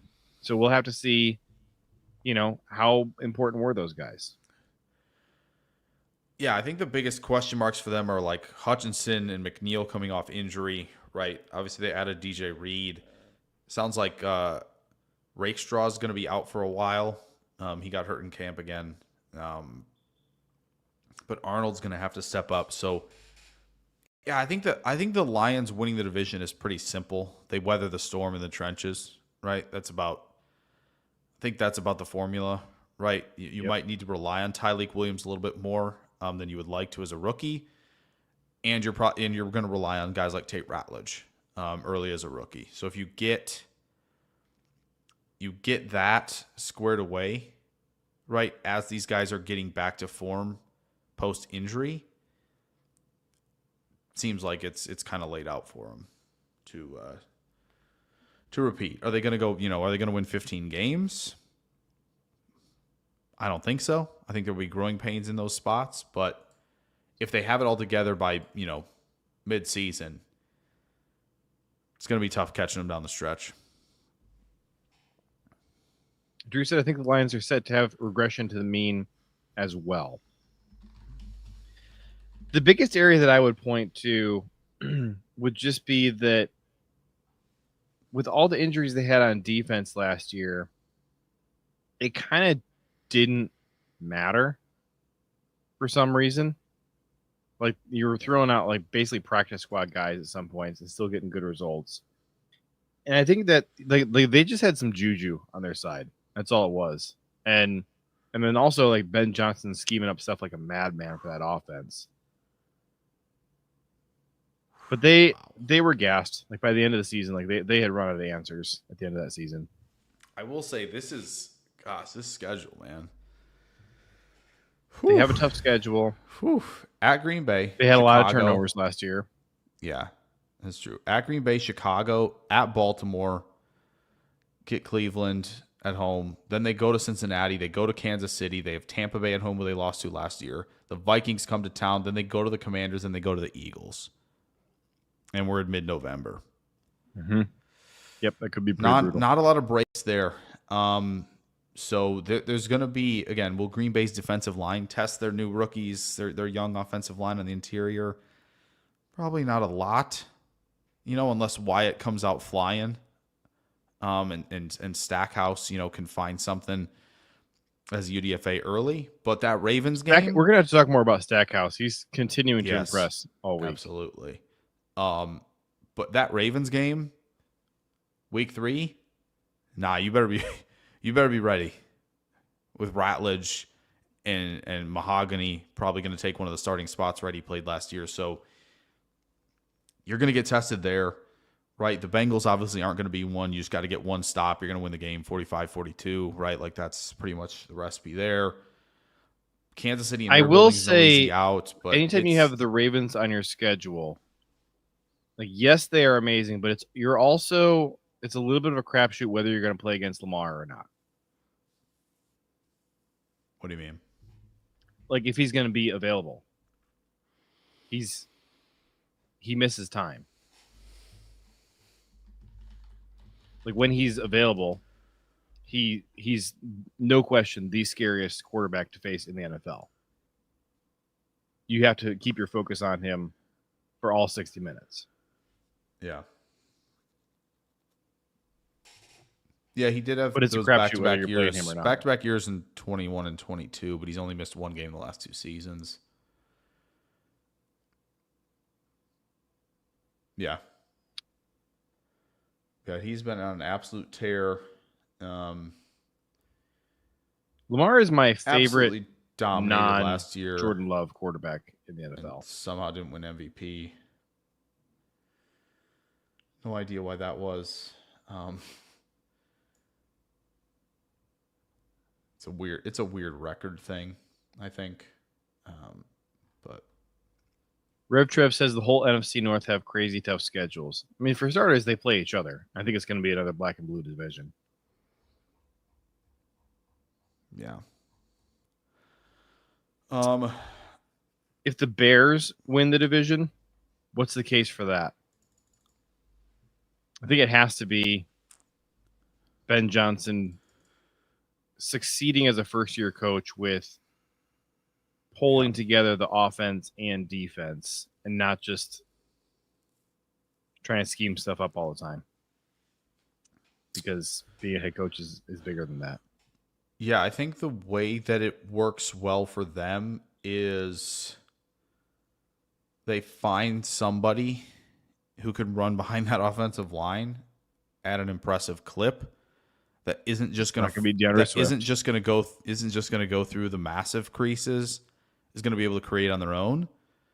There's good stuff I'm hearing about Kyle Monungai. I still think I would put money on them making a move for somebody like Travis Etienne. That would be my guess as of now. So they kind of do need that. Again, QB play elevating is like obviously the easy answer, but I think them being balanced on offense, I think the defense will kind of take care of itself. I would expect pretty good things from it. Dennis Allen, I don't think is going to change a ton.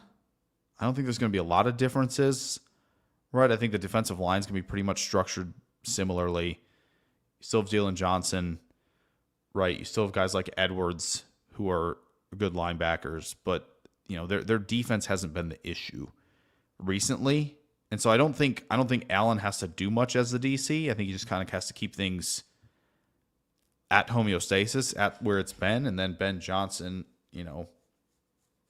is who he has been billed as his time in Detroit. So, I mean, the downfall of the Bears for the last 5 years has been, more than 5 years, has been their inability to put together a competent offense and defense at the same time. We've seen good Bears offenses occasionally. Yeah. And it always coincides with atrocious defense. Yeah. So if they can beat the Bears on defense and be Ben Johnson on offense, But I don't think Caleb Williams is a good quarterback. I really like him, but I don't think that he is a good NFL quarterback. I don't think that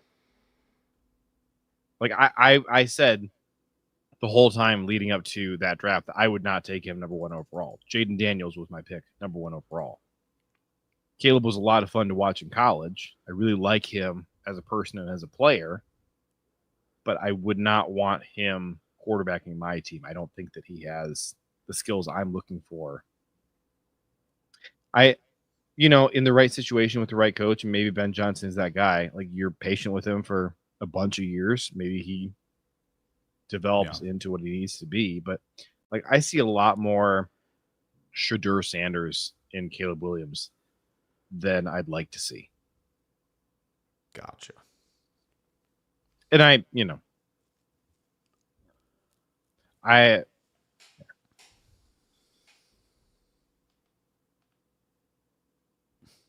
12 for this says if Caleb can keep his turnovers down. Hey, last year down the stretch. Yeah, he did not have very many interceptions down the stretch. No. Dershel says word on the street here in Chicago is Jalen Johnson is more hurt than they are letting on. That would be problematic. He's kind of the backbone of their defense. Yeah. That would not be good. Bruce Edmonds says worse than Fields. That is not correct. I don't Caleb think Williams. So. Caleb Williams on a bad day is much better than Justin Fields. But Fields was worse than Mitch Trubisky. They downgraded from Trubisky to Fields. Yeah, I mean nobody's. And I would say Caleb is more on the Trubisky level. Maybe a bit Fields, obviously, Fields is one of the better athletes. Just in general, athletes when he steps on the field. Like, no, that's never been an issue. Right? He could have been a part of, when Dable was having Allen on QB keepers a bunch. Like, he could handle himself in that regard, right? He could handle himself, doing what Jalen Hurts does as a runner. Right? I think people forget the build of Justin Fields. But I think as passers, I don't think Fields really has it.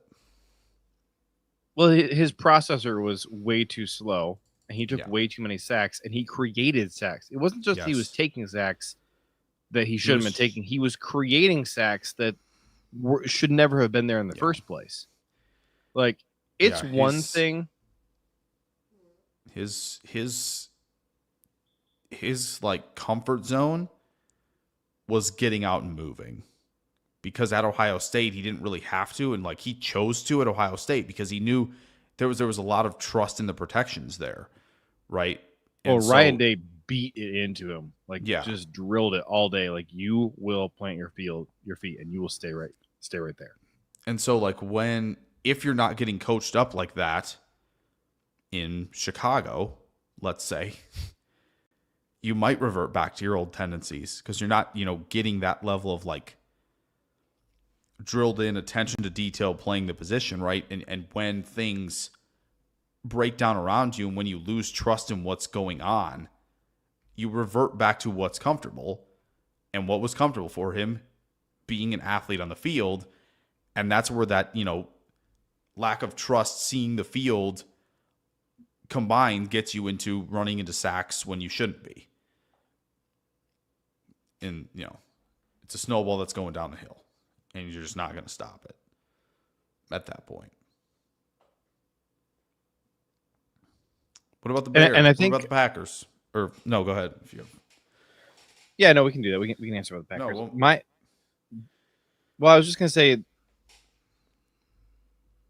good numbers for Caleb were getting the interceptions way down. Like, not just to like good for Caleb, but good for anybody.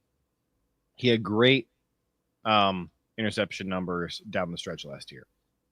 The sack numbers never got good, and I don't care. I do not care about the offensive line. You can blame the offensive line for like throwaways and incompletions. Like, sure, that's fine.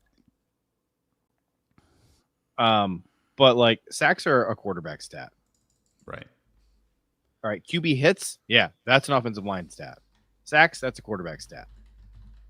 So until he starts getting his sack numbers out of the Justin Fields range, I don't see him turning into NFL starter caliber.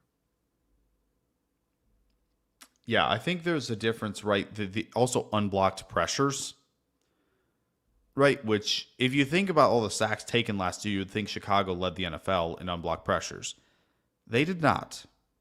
It was Houston. It's never the case. It was Houston. Yeah. And again, Stroud had a down Actually, year, I would have but guessed that. he at least kept things afloat with all those unblocked pressures, right? So, yeah, I mean, and most unblocked against four rushers as well, Houston. So I'm sure the Bears were higher on the list, right? I'm sure they were up there on the list of that. But there is a difference right now between how Stroud and Williams operate.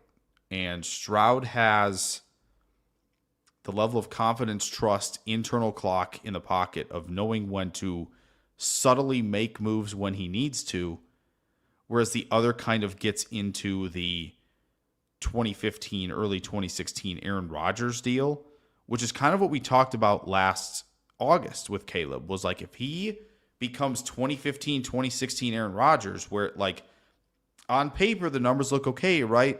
Touchdowns are fine, low interceptions, right? Because he doesn't put the ball in harm's way, but he doesn't trust what he's seeing in the pocket. He doesn't see it on time. And then that trust, that mistrust leads to him trying to do too much, ad-libbing off-script stuff, and that, as we talked about with Fields, you run into sacks doing so. So he cannot continue down the Aaron Rodgers 2015, early 2016 path and expect better results. What I need to see from Caleb is I need to see a much better pocket presence and an awareness of when to get rid of the ball or when to take the check down. I need to see him clearly comprehending everything he's seeing in front of him from the defense and actually knowing where his guys are on the field and throwing with anticipation. Yep. Mm-hmm. So, that's going to result in a much higher completion percentage and much fewer sacks. I want that pressure to sack ratio to go way down. And comfort. Right? You get into rhythm. You're making those anticipatory throws. You're doing it multiple times in a row. You start to settle in and you start to like get into a zone where the game is moving slower for you. And it didn't seem like the game was moving that slow last year. It felt like the game was, maybe at 1.25 speed a little bit last year. So all of that to say, like, it can happen. And honestly, if you're a Caleb Williams believer, I don't think you should be expecting it immediately. By the way, I don't think we're coming out here throwing 6 touchdowns on opening week. I also don't think if he struggles early, it's not the end of the world. It's a new scheme. Yeah. It's a new head coach, right? New offensive coordinator, new design. He's probably by all pushing accounts, Caleb he had zero support from the coaching staff last year. And that is a horrendous thing to be coming into. I have no idea what exactly Ben Johnson's walking into, but from all we've heard, right, it could be walking into a guy who needs confidence built back up, right? And that's not going to come in training camp. I'm sure that's the case, right? Yeah, I'm sure that's the case. Like knowing what we know about Caleb and his personality, that dude right now needs to be built up in a big way after last season. Right. And so where do we start? We start with Minnesota, right? That's not a great place to be. You know what? If it is at home at least, defense, if the Vikings defense like completely breaks Caleb Williams' will in week 1 at home and he never recovers from it, and therefore I get to continue to watch the next generation of Bears suck, I would definitely say thank you to the Vikings for that. In fact, I would take the Vikings winning the division in exchange for them doing that. As we often do, as we often talk about litmus tests, I'll be interested to see where he's at when they face the Commanders in week 5. When is their bye week? Is it week 7? It's week 6. Okay. It looks like. Oh, no. Wait. No, it's week 5. Sorry. Yeah, it's week 5. Week 5 bye week. So, like, who do they play in week 7 then? Week 7 would be the Saints. Week 6, the week after the bye, is the Commanders on Monday Night Football. Who's week 8? Baltimore. That's where I was going to put the litmus tests. I think if you start to see some improved stuff by that Baltimore game, I think you know that, okay, he's picking it up. The confidence is there. We're starting to see some trust out there, right? Like the whole unit as a whole is executing better. I think there are going to be a lot of Packers fans, and that's fine. Hey, you want to dance on the grave of the Bears? Feel free. That is your right. If they struggle on Monday night against the Vikings, I would be very, very careful tweeting like the thing is over. Okay? Now, again, I could be stupid and very wrong, and it could be over. But, man, 365 days ago, we thought Bryce Young was bad and would never recover. So I would be very careful about the tweets. Yeah, Bryce Young's Monday not Night Football game. Bryce Young's not dead yet. I'm still. No, I don't think The jury's still out on him. Other than the Rams, he pushed the Eagles to the limit the most down the stretch. That's it. Those are the teams. Those are the teams. Xavier catches the football. They're the last team to beat the Eagles. Drew asked, and he did it in their building. So I think Young's going to find it. Because, again, the JJ, Carolina, same problem. Like, just inept coaching, inept front office, terrible support. Inept everything, yeah. Everything was horrendous. Last offseason, they go get the offensive line fixed. They said, I don't care. We're overpaying for guards. Don't care. We need to have some level of protection out there. Adam Thielen's helping him out. Right, he's getting guys like Jalen Coker the football down the stretch, and I think he's going to find it. Do I think he's going to be, all world? Do I think he's going to reach elite QB status? Probably not, but I do think he is going to be in a position by the end of year 3 where you go, okay, yeah, this is his team.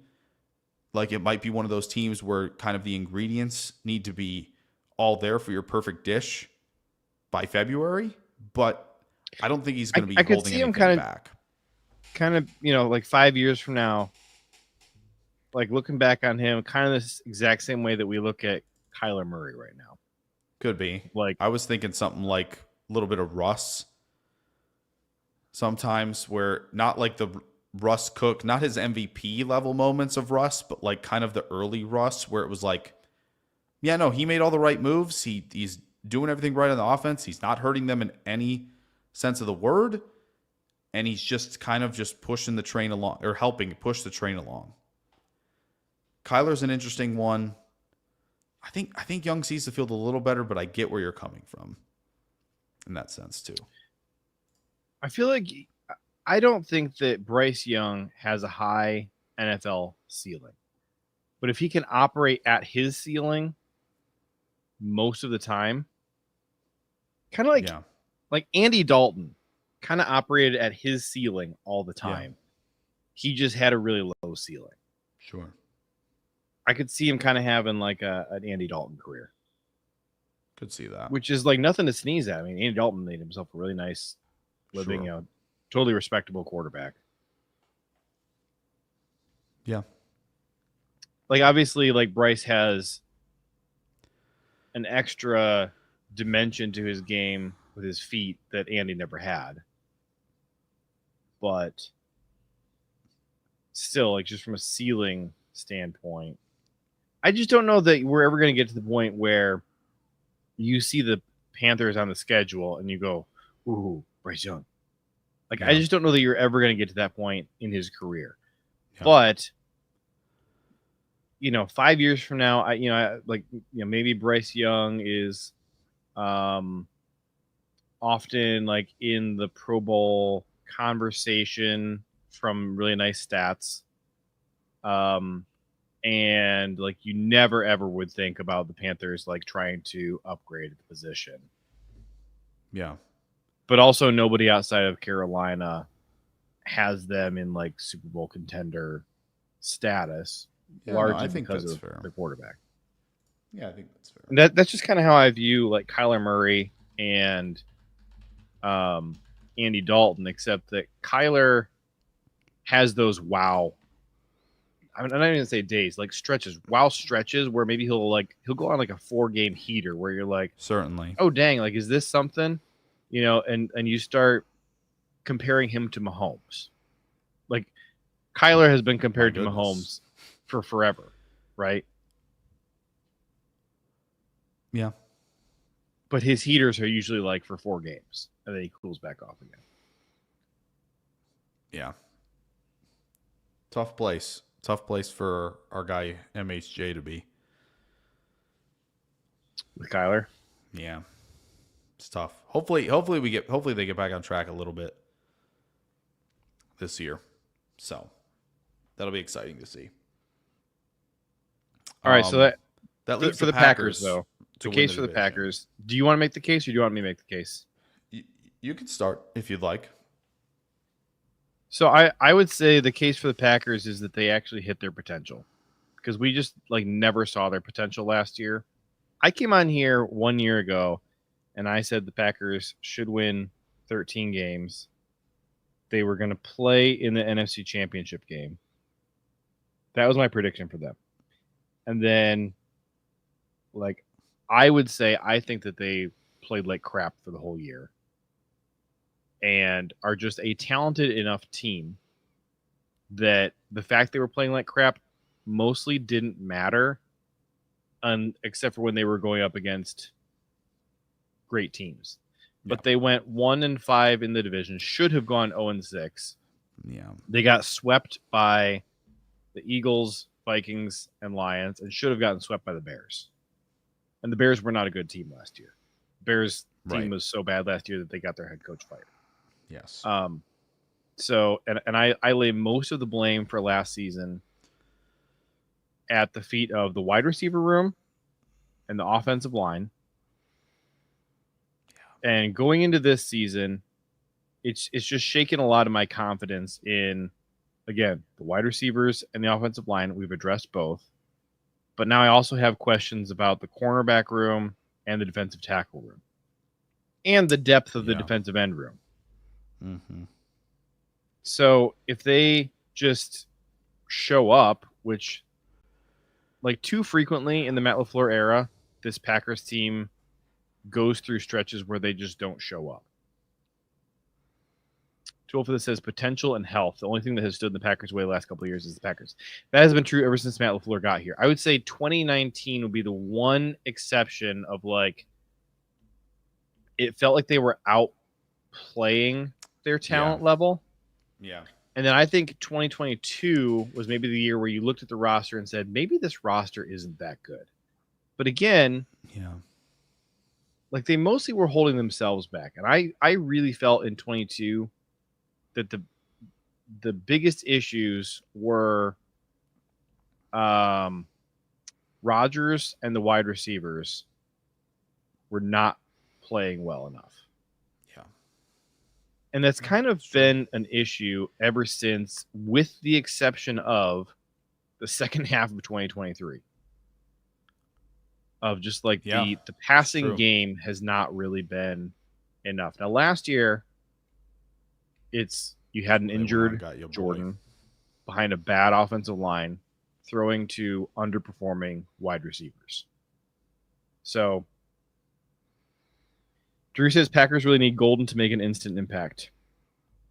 I think that's too. I think. Are you concerned right now about what we're seeing at Jayden Reed in training camp? No, not really. I think if we see the back half stretch Jayden Reed to start this year, I think that's when the concern is going to set in more so. I think he's proven he can kind of jump out the gate and go make an impact. And if, Golden and Reed are going to be sometimes out there as your two guys in 12 personnel, so be it. So I think I think it's kind of similar to what you're saying. It's if guys that I think that Green Bay at this point were hoping that they drafted that would, get to another level. If they get to another level, Okay. Off we go. To win the division, I don't think they don't need that like everywhere. But I think they need it in the with trenches, the front four must, and the guard spots need to hold up. And sort of start paving some roads. I'm still super nervous about both of those holes. Which I think is very fair. I feel like I as I said, I was more in on the Hobbs signing than Banks, just because, again, but Goody has done this where it's like, this guy looks more ascending than what he's proven already. And again, the quicks and all really the power and stuff is there. But yeah, I think the quarterbacks have looked really bad in training camp. Really bad. Which not is fair, Hobbs but so hey, much. I think Hobbs has been kind of clearly the best cornerback we have. Yeah. And like if he was our cornerback too, I'd be feeling really fine. For sure. Nixon is terrifying me right now. And I don't know if Carrington is good enough to be the cornerback too. I'm hoping he is. I think he's got the demeanor for it. Right? Like he does. Certainly can carry himself like an outside corner. It's just a question of like, this is a lot to put on a 7th round pick. Right? Like I know Rashid has done really well for a 7th round pick, and so we kind of think we have some secret sauce. But I mean, it's just kind of a crapshoot, and like, it's going to be interesting. I would give Carrington the chance over Nixon. You have to. I don't think Nixon has anything in the tank right now. Yeah, I think you have to, for a guy who's been here longer and just hasn't quite. It's not pushed himself across the finish line that I would like him to push across. So it's for the division. I think the trenches, if that takes a step forward, they can win the division. If they want to take it a step further, the secondary also has to do that, and the receiving has to. I think you have to see kind of Reed do what Watson did last year and like the major step up. Doubs, I think, has to stay healthy, and Wicks has to catch football. I feel like Golden's going to take care of himself, to be honest. Well, I think the passing game is going to be Golden and Wicks. Like we talked all off season about like, hey, if Wicks hits. I think he is. Like from what we've been seeing in training camp, this looks like the good version of Wicks again. I think our top two wideouts right now are Golden and Wicks. And then Doubs is what Doubs has been like when he's been good. Like Doubs has looked really good in camp. I think he's your very reliably your third receiver in that mix. I'm nervous about Jayden Reed. I'm nervous about Jayden Reed, and I just don't know if it's like that it's camp, and that you don't have the pads on. You're not going up against other players that you can get angry at, like it's your own team. I don't know if he just needs to get psyched up for a game or whatever. Yeah, but he doesn't look sharp to me. Golden is like razor sharp. Wicks has felt pretty darn sharp. Romeo super sharp, and then Reed is like he just kind of feels like he's just there. Yeah. Who's that young new guy we just got brought in the wideout room? Will Shepard. Will Shepard and Mecole Hardman feel like they care more about what's going on right now than Jayden Reed does. To be honest. Yeah. By the way, I've been saying since we signed him, Mecole Hardman is making this 53-man roster. He's going to be your wide receiver 6, probably over Malik Heaps. Yeah. And I'd like to see Hardman be the return man. Yes. I would agree. Tool for this said they need to start taking Reed off of returns entirely. Absolutely. None of your starters should be on returns. For sure. Don't even bring up Matthew Golden on returns. Like, no. I don't know why we're practicing him with returns. Yeah, I don't even want the perceived starter because he's not a starter in 12 personnel. Jayden Reed isn't. No, I don't care. He would be a starter in 11 every time. There's no reason to mess with that back there. You have other guys. Mecole Hardman's in here right now. You have Keisean Nixon in the building. You know he can do it. Like what? And I know Nixon, you're worried about the depth at corner, so you don't want to have him doing that. You have how many receivers do they have in camp? Find one that can do it and go. Yeah, I think that makes the right back now. half of the roster, right? Like that should be the guy. That should be one of the biggest goals for them right now. Do not bother with Reed back there. If they put Golden back there, I'm going to explode. Maybe live on this show at some point. Like, we don't need Wicks, potentially shattering confidence as he's working to catch the football by trying to have him catch punts and kicks. Like, I don't want any part of that either. So leave all those guys out of there. True. You're making him a worse receiver. Yes, just leave him alone. Screw around with that in practice. And also, if your returner gets injured, your reaction should be, oh no, who's going to do returns for us? Not, oh no, is our offense dead? That should be your reaction. 100%. Like, returner really needs to be its own position. Like, Savion's got a ton of explosiveness. Like, Savion and Melton, should be involved here. For sure. Is it weird that I'm fine with us having Savion do returns, but I don't really want him being a gadget player on offense? I feel like that's really hypocritical of me. I need to not have that stance. Not necessarily, because I don't think because my reason for not wanting to make him Cordero Patterson on offense is because I want him to learn to be a wide receiver. I don't think that's hypocritical at all. I think making a big fast guy do big fast guy things as a returner isn't going to hamper his wide receiver development. That's just kind of you're quick and you're fast. We've seen you make guys miss and just outrun guys. Like, hey, just do that as a returner while we fine tune the receiver stuff. I don't think that's hypocritical at all. I think you can put a lot of these receivers in some of these gadget looks. Like Golden can even get looks this way. Like, if you feel really comfortable, like the Wicks being good allows you to get even more creative. Like Wicks and Doubs, you can have them as the X while Golden and Reed are doing some gadget stuff that they can, kind of rotate in and out of, right? You want to get Mecole Hardman on the field, you can do that. Like, they can do those things, I think, without, as you said, pigeonholing Savion into a gadget role because, other guys are stepping up in the room and there's enough competition. Like, Savion should absolutely be getting looks at returner. No question. Consider this though. I'm gonna describe a player that is Savion. All right. Okay. 3rd round wide receiver.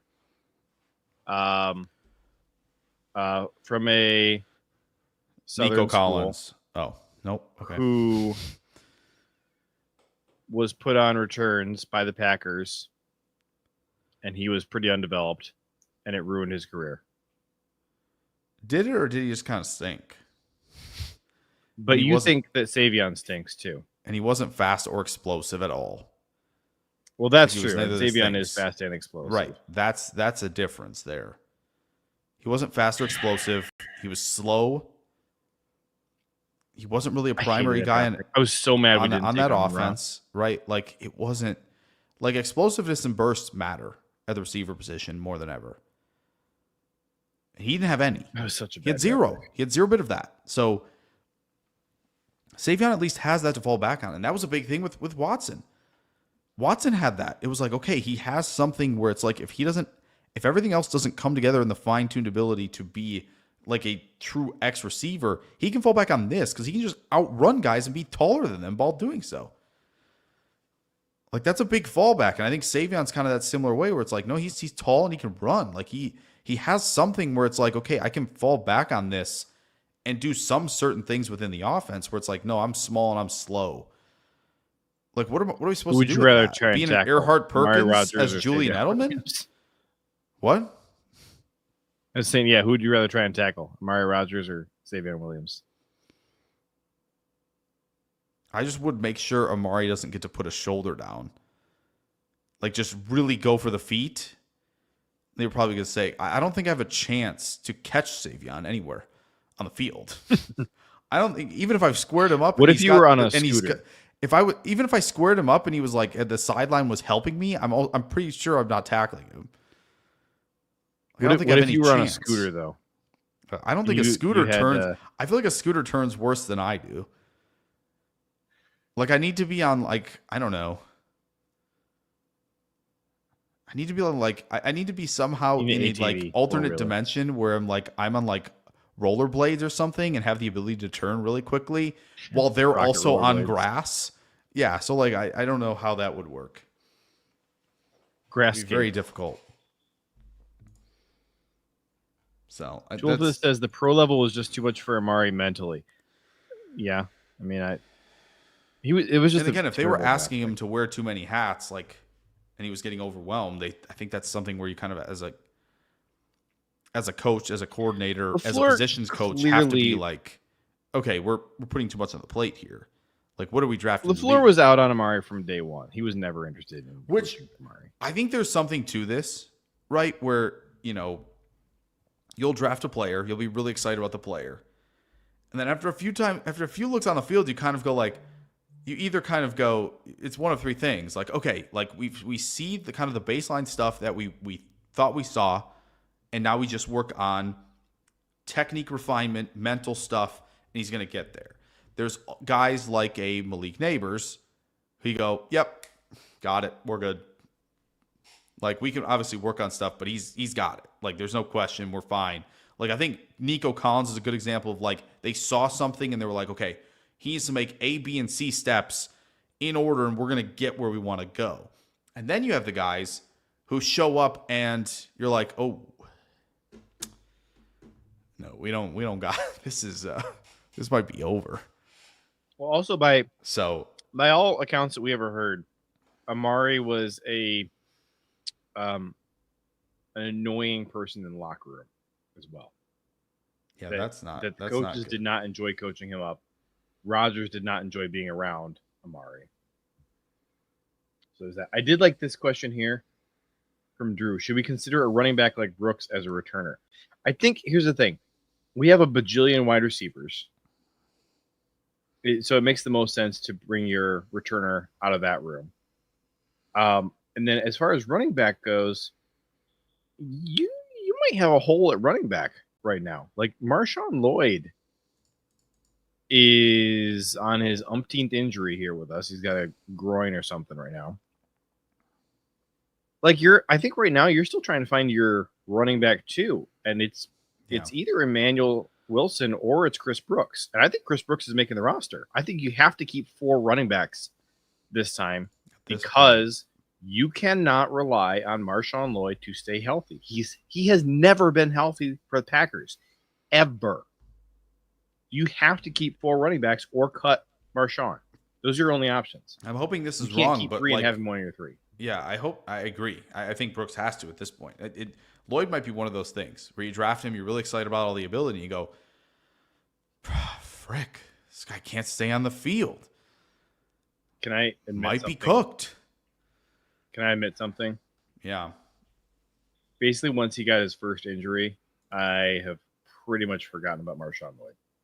I mean, it could be. I feel terrible about that because I really liked him as an NFL prospect. But like he got his first injury, and I was like, all right, moving on. And, kind of tucked away in the back of my head, like, I hope he gets healthy and contributes at some point. But yeah. I'm just not sitting around waiting for that to happen. Drew says Lloyd can't even get through an off season without multiple injuries. That is so true. 2 off seasons, 2 off season injuries each year. Or 2 off seasons, 4 off season injuries. Yep. That's wild. Yeah. No, it's true. Tulpa said, I at least had hope when I thought it was Hobbs' fault he was hurt this time, but it turns out it wasn't. And by the way, I think Tulpa for this, was it you or Dershel? One of you two was missing last week. I think it was Dershel. Dershel was, yeah. But last week, we talked at length about kind of being on Hobbs' side here with the whole toughness in camp. Yes, do what your head coach says, but also I think your head coach is a little bit wrong. It's kind of like, hey, you want to complain about, like, why aren't we as tough as Philly and Detroit? And Baltimore. Maybe because you're not as then tough it's like, well, then you also can't be like, well, why are we hitting? People hit someone in a football practice. How can we do this? The Lions are out here headhunting. I don't condone that, but they are doing that. The Lions are trying to injure players in games. There's tape of it. You got Kirby Joseph trying to take out tight ends. You got James Houston trying to rip Jordan Love's leg off after the play is over.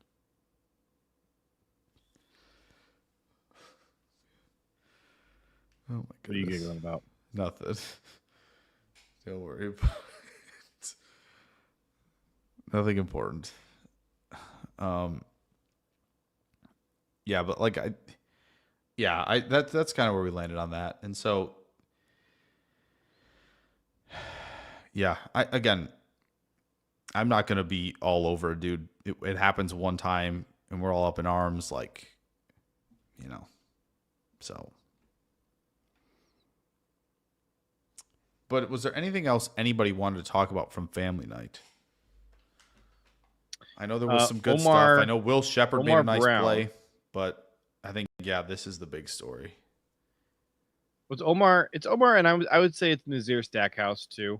Sure. I keep wanting to call him Omar Black. I think because I keep thinking of Henry Black, who was also that's right. safety for us a few years ago. Yeah. But Omar Brown. I forget who said it. Somebody said the other day, like, Omar is probably our worst safety, but that's because we don't have any bad safeties. And then my mind went to our second rounder from 2024. But other than that, yeah.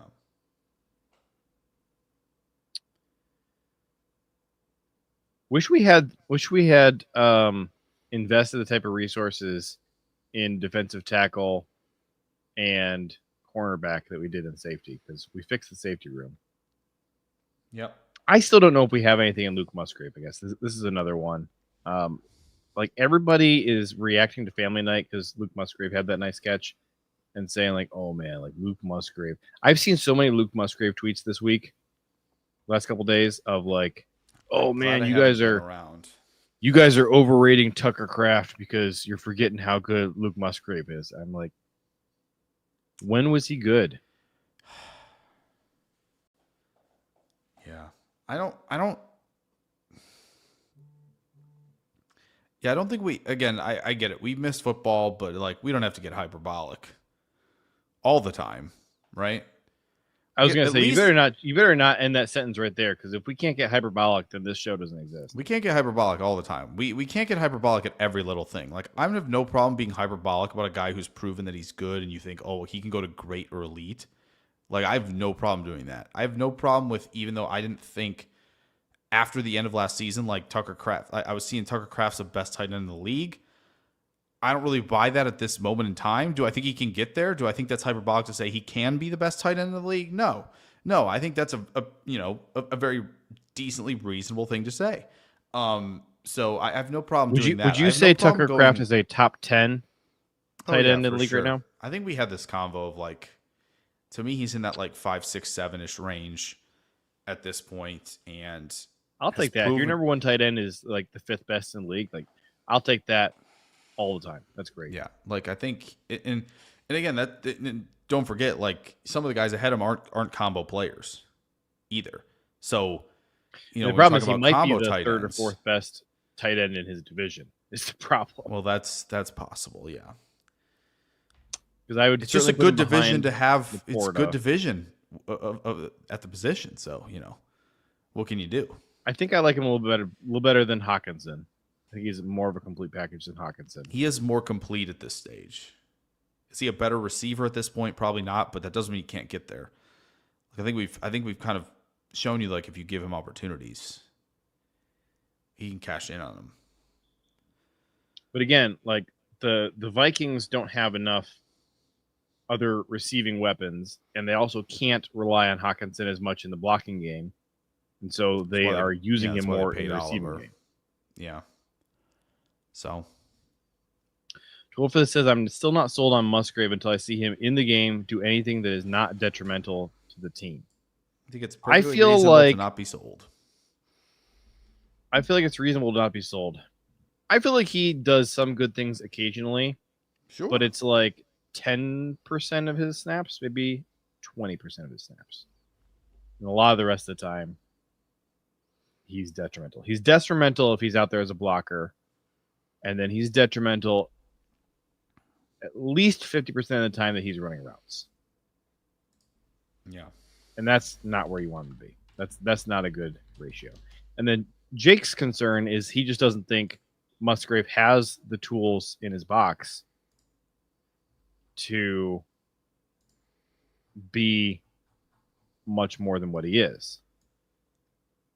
Like, he's got nice speed for a tight end. Yep. But he doesn't have he can't turn at all. He's super stiff. Like, if you're as stiff as Musgrave is, you need to be a good blocker. I think you can be one or the other. Stiff and a good blocker, or you need to be able to turn. Yeah. Since we're talking about this, I would love to bring this up. Because great Substack should be following. Remember the tight ends. Did like their top tight end rooms in the league. And Green Bay's obviously on here, right? And I just love what I love what's being read here. I love reading this over and over of like, first off, love this opening sentence. Packers tight end group, besides maybe San Francisco, is probably the most unpleasant to face in the league, right? Yeah. And goes right into some digs at the folks. I want to hear that about the tight end group, the defensive guard group, and the defensive line. Guards. Those are the three I want to hear that about. Yeah. Just like, and he goes to hate play their guards. Yes, exactly. And it goes on to say, despite the hype and high draft capital put into Musgrave, this is primarily Tucker, Kraft, and Ben Sims' show. That's a bloody 3 hours of television. Both are big, both are technical, both are violent in the run game, right? And I do think, going down a little bit further, right, Kraft is one of the few tight ends in the game that is good in line and an above average pass catcher, which I think it kind of pretty much mirrors what I was saying of like, once you take off like the true receiving tight ends, right, your Bowers, maybe even a little bit of McBride as well, you kind of get to a point where Kraft is among the top select few combo tight ends in football. And again, he says, well, he maybe lacks fluidity, change direction, and precision. And I think precision kind of covers these at this moment as a route runner. He's still a great linear mover, makes him threat on play action pass, good zone stretcher, but that runaway train yak ability, he says, is one of the best parts.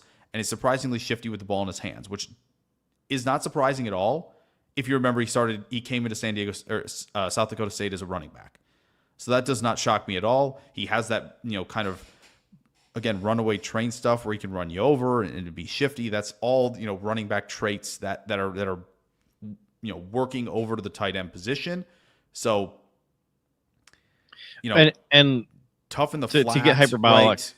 Threat in the screen game, get hyperbolic huge red zone threat, too. Like, that's all there, right? To get hyperbolic with him too, like trying to tackle Kraft is like watching people try and tackle Gronk. It's just like, ow, that just looks like it just looks painful. First of all, very ineffective to try and tackle him, and then also painful. He's gonna truck you. Yes, 100%. Like that is 100. Like, yeah, and this last little blurb about Musgrave saying he's a great raw athlete, which is 100% true. Like that's the detractors right now and the ones who are skeptical of Musgrave at this point are not denying the raw athleticism. They're not denying the ability to stretch up the seam, right, to create big plays and to outrun, guys running the pole in Tampa, right? Like, he can clearly do that. It's just a question of, like, as a receiving threat, can you do more than just run up the seam? Right? And I wouldn't call him, kind of running a leak route necessarily something else. That's kind of a similar thing, essentially, where it's pretty linear with the movement. It gets a little curvilinear, but it's essentially a route with minimal resistance at best, right? So if you can't be a precise change of direction player, in any regard, right? Like Brock Bowers has already with the speed, right? Like Brock Bowers is insanely precise and detailed with his movements, combined with the explosiveness, right? If Musgrave can't get there and be an important facet in one part of this, like it's just hard to see him getting on the field because as greatly outlined, like Ben Sims can be the Y and help a ton in the blocking game while Kraft can move around and be a receiver. And Musgrave can't really do that because Musgrave has to be the receiver, and that kind of limits his route tree and kind of limits what you can do on offense. So it's a tricky spot to be in.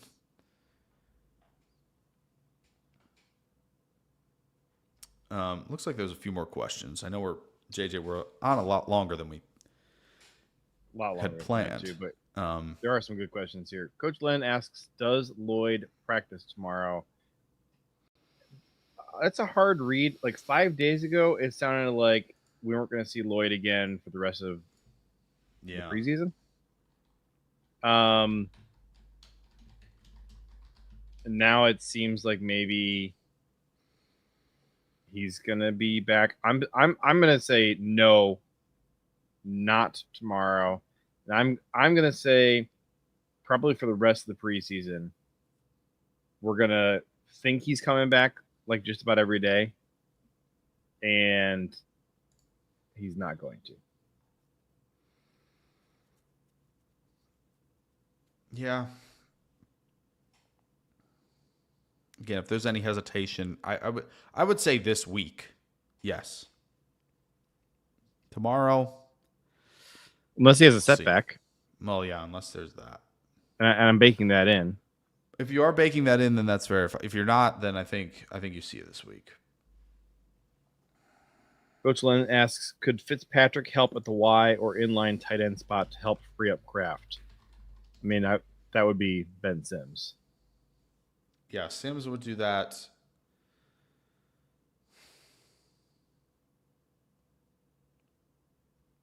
We have a question from X. We don't get those very often. I'm thinking about this one. Drew said the Cubs lost. Sorry, Dershel. Love that.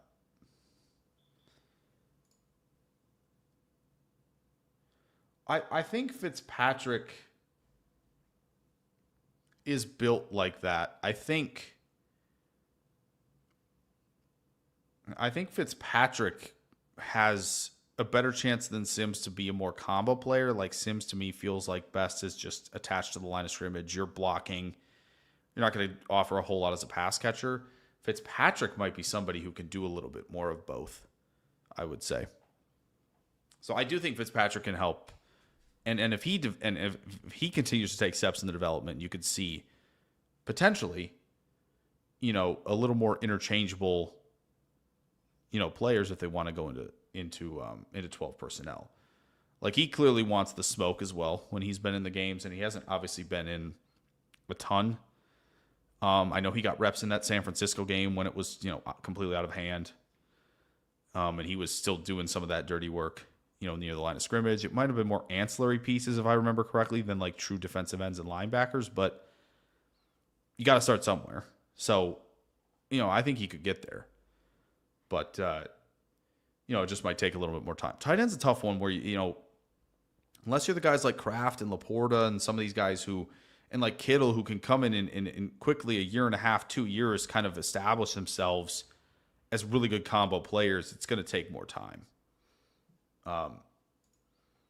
So that's what I'll say for that one. Appreciate the question, Coach Len. Love that one. You always ask good questions. We got one more before we get out of here.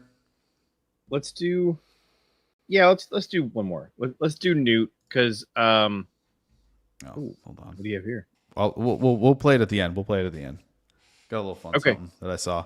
All right, I like that. So Newt asks, not sure if this has been asked, but how do you guys see the wide receiver room stacking up? So we did kind of hit on this a bit, but I do think it's fun. And although we've talked about it a lot this summer, we haven't included Cole in that conversation very much. And I feel like he's had a good training camp. And so it's worth revisiting. Yeah. So, Jake, give us your ideal spot for each of the receivers. Okay. Go ahead. Yeah, I think the way I would see this stacking out is I think you have a few players who can play the X receiver position, right? They're not like, I don't think, maybe Golden gets there, but I don't think you're going to see like supremely dominant forces at the X position, but they can all do it because I think they can all prove to get open on a variety of routes, especially in the intermediate stuff, which puts you in the Golden, Doubs, and Wicks, I think are your guys that can do that right now. So those guys you can interchange, to play as long as Wicks catches the football, he'll be, among these guys all season long. I think Reed is a tricky one because I think you could see him, push to get Z reps if they feel comfortable enough doing so. I know there was some chatter last week of him kind of being out there as the second guy when Green Bay's in 12. That would 100% lead me to believe that Golden is your X in that scenario, and then Reed would be your Z, your flanker receiver. I think I'd rather have, and as far as Golden goes, like I think he can be X and Z, and I think that gives you a really, really strong Z if he is going to line up there and give, Doubs the X if you feel like he's got the guy who's the most trust right now in the room. I think that Wicks is somebody who I could see being that X and also kind of the big slot. If you really want to, kind of make him the formation adjuster, if he's bulked up and you think he can, provide some help as kind of an ancillary blocking piece in some of the run game stuff. So I think that gives him, a chance to be an X in a big slot. Obviously, Doubs and Reed are two guys who can absolutely cook in the slot, and I'm sure Golden could as well, but I think Golden's going to have to stay on the outside for the majority of the season. I do think if Savion gets on the field, I think for starters, they're not going to have him be a sacrificial X. I don't think they're going to let him do that to start. I think they're going to let him work a ton on the vertical plane, which I think he's very comfortable with, running down the field, trying to make acrobatic plays, but also being able to gear down really quickly, right? You get him on those hitches, those comeback routes. Like he has that gear down ability, right? And I think that will be very beneficial. But you're running stuff like dagger and the deep crossers. He's probably going to be more clear out route and kind of running those deep crossers than he is going to be running those technical 12 to 15 yard digs, right? But I do think there is a spot for Savion to play some like true roles if they give him that opportunity. I think Mecole has proven in Kansas City, while he's not like this, overwhelm me with volume receiver, could he get reps at Z as well? I wouldn't rule that out at this point. He's clearly proven. I think he should. That he belongs in the room. He will get some. He'll get some this year. If they're giving Savion Z reps, that probably means Mecole's getting some as well. Just because obviously they know he has experience in the league, right? He's done a lot of stuff kind of in the light version of what Hill has done at times in Kansas City, and obviously has a bunch of gadget experience too. I'd like to see in that first preseason game who starts at Z when they go to 11, who starts at Z. Yeah, that would be good. That'll be really telling. Again, I think Doubs can obviously play Z if you really want him to, right? I think Doubs and Golden are probably your most like you can interchange them the most on the two outside receiver spots, right? Versus Doubs some of the Golden? others. Yeah, I think Golden can play Doubs X and Z. Yeah, I think both can play X and Z. I don't know if you really want Wicks playing Z if you're going to let him do a lot of the field stretching stuff. Again, he's kind of proven that he can do it with tempo, but I mean, man, to have him like get easy bucket wins as a big slot is so slot is where I like Wicks. Yeah, that just to me feels like a little more valuable than putting him at the Z, where you have other guys who have a little more explosiveness. Because as we've kind of talked about with Wicks all offseason, it's like the separation has never been an issue, right? And when you have a guy in the slot where the separation is paramount, needs to be quick and needs to be on time, like he's going to get to a spot on time. So I do like that. So I think Savion and Hardman could get gadget stuff as well. Reed's probably going to get his fair share. After that, if somebody else is making the roster, like if Heath makes the roster, he's still probably your backup X/big slot. He's kind of in that Wicks mold as well, where it's like he's not going to play any Z really, right? He's not that field stretching type. I mean, if you're looking at the Sam Browns and the Will Shepherds, Shepard might be able to do some of the bigger wide receiver Z stuff because he has shown he can win on the field, but I don't know. He seems like kind of your practice squad guy, and Sam Brown's got more of that build of a Z slot, in that read mold as well. So that's probably where I kind of see most of the room at this point. I think running back being where it is going to limit them to only having 6 wide receivers, or maybe 5. I would think if they have 6, and I think it'll be 6, then Mecole is the 6th. I think. Maybe we're stealing a tight end spot. Maybe we just keep the 3 tight ends. There's no John Fitzpatrick. It's possible. I could see that. Give me 4 running backs, 6 wide receivers, 3 tight ends. That would leave you with an extra. You could keep 9 offensive linemen at that point, and you have 1 spot to play with on offense before you start stealing from the defense. So, I think that's your path. You have to keep 4 running backs. You have to keep 2 quarterbacks.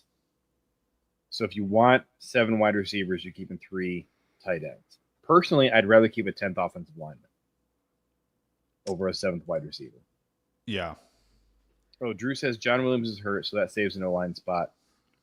Well, that's interesting. At least initially.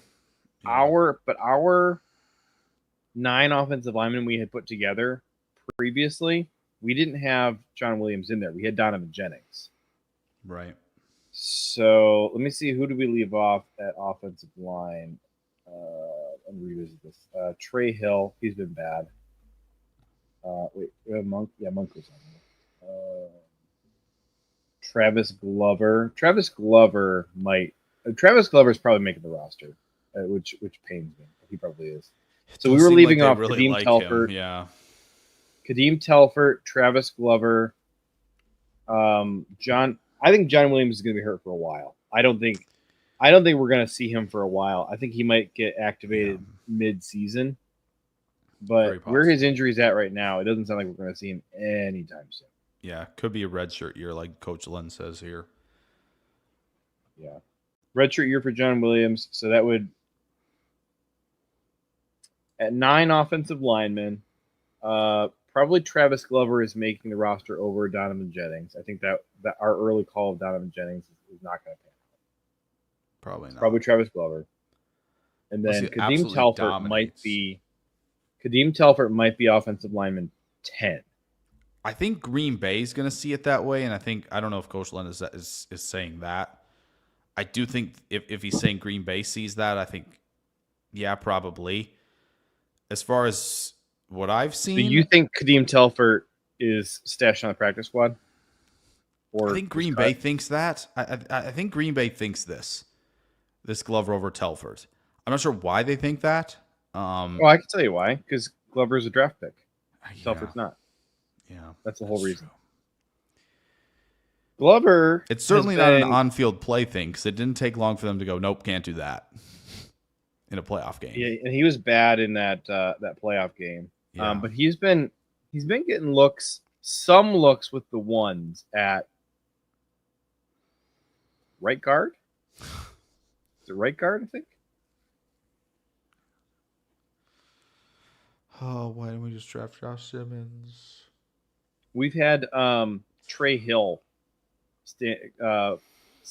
snapping in practice, and it's been just brutal.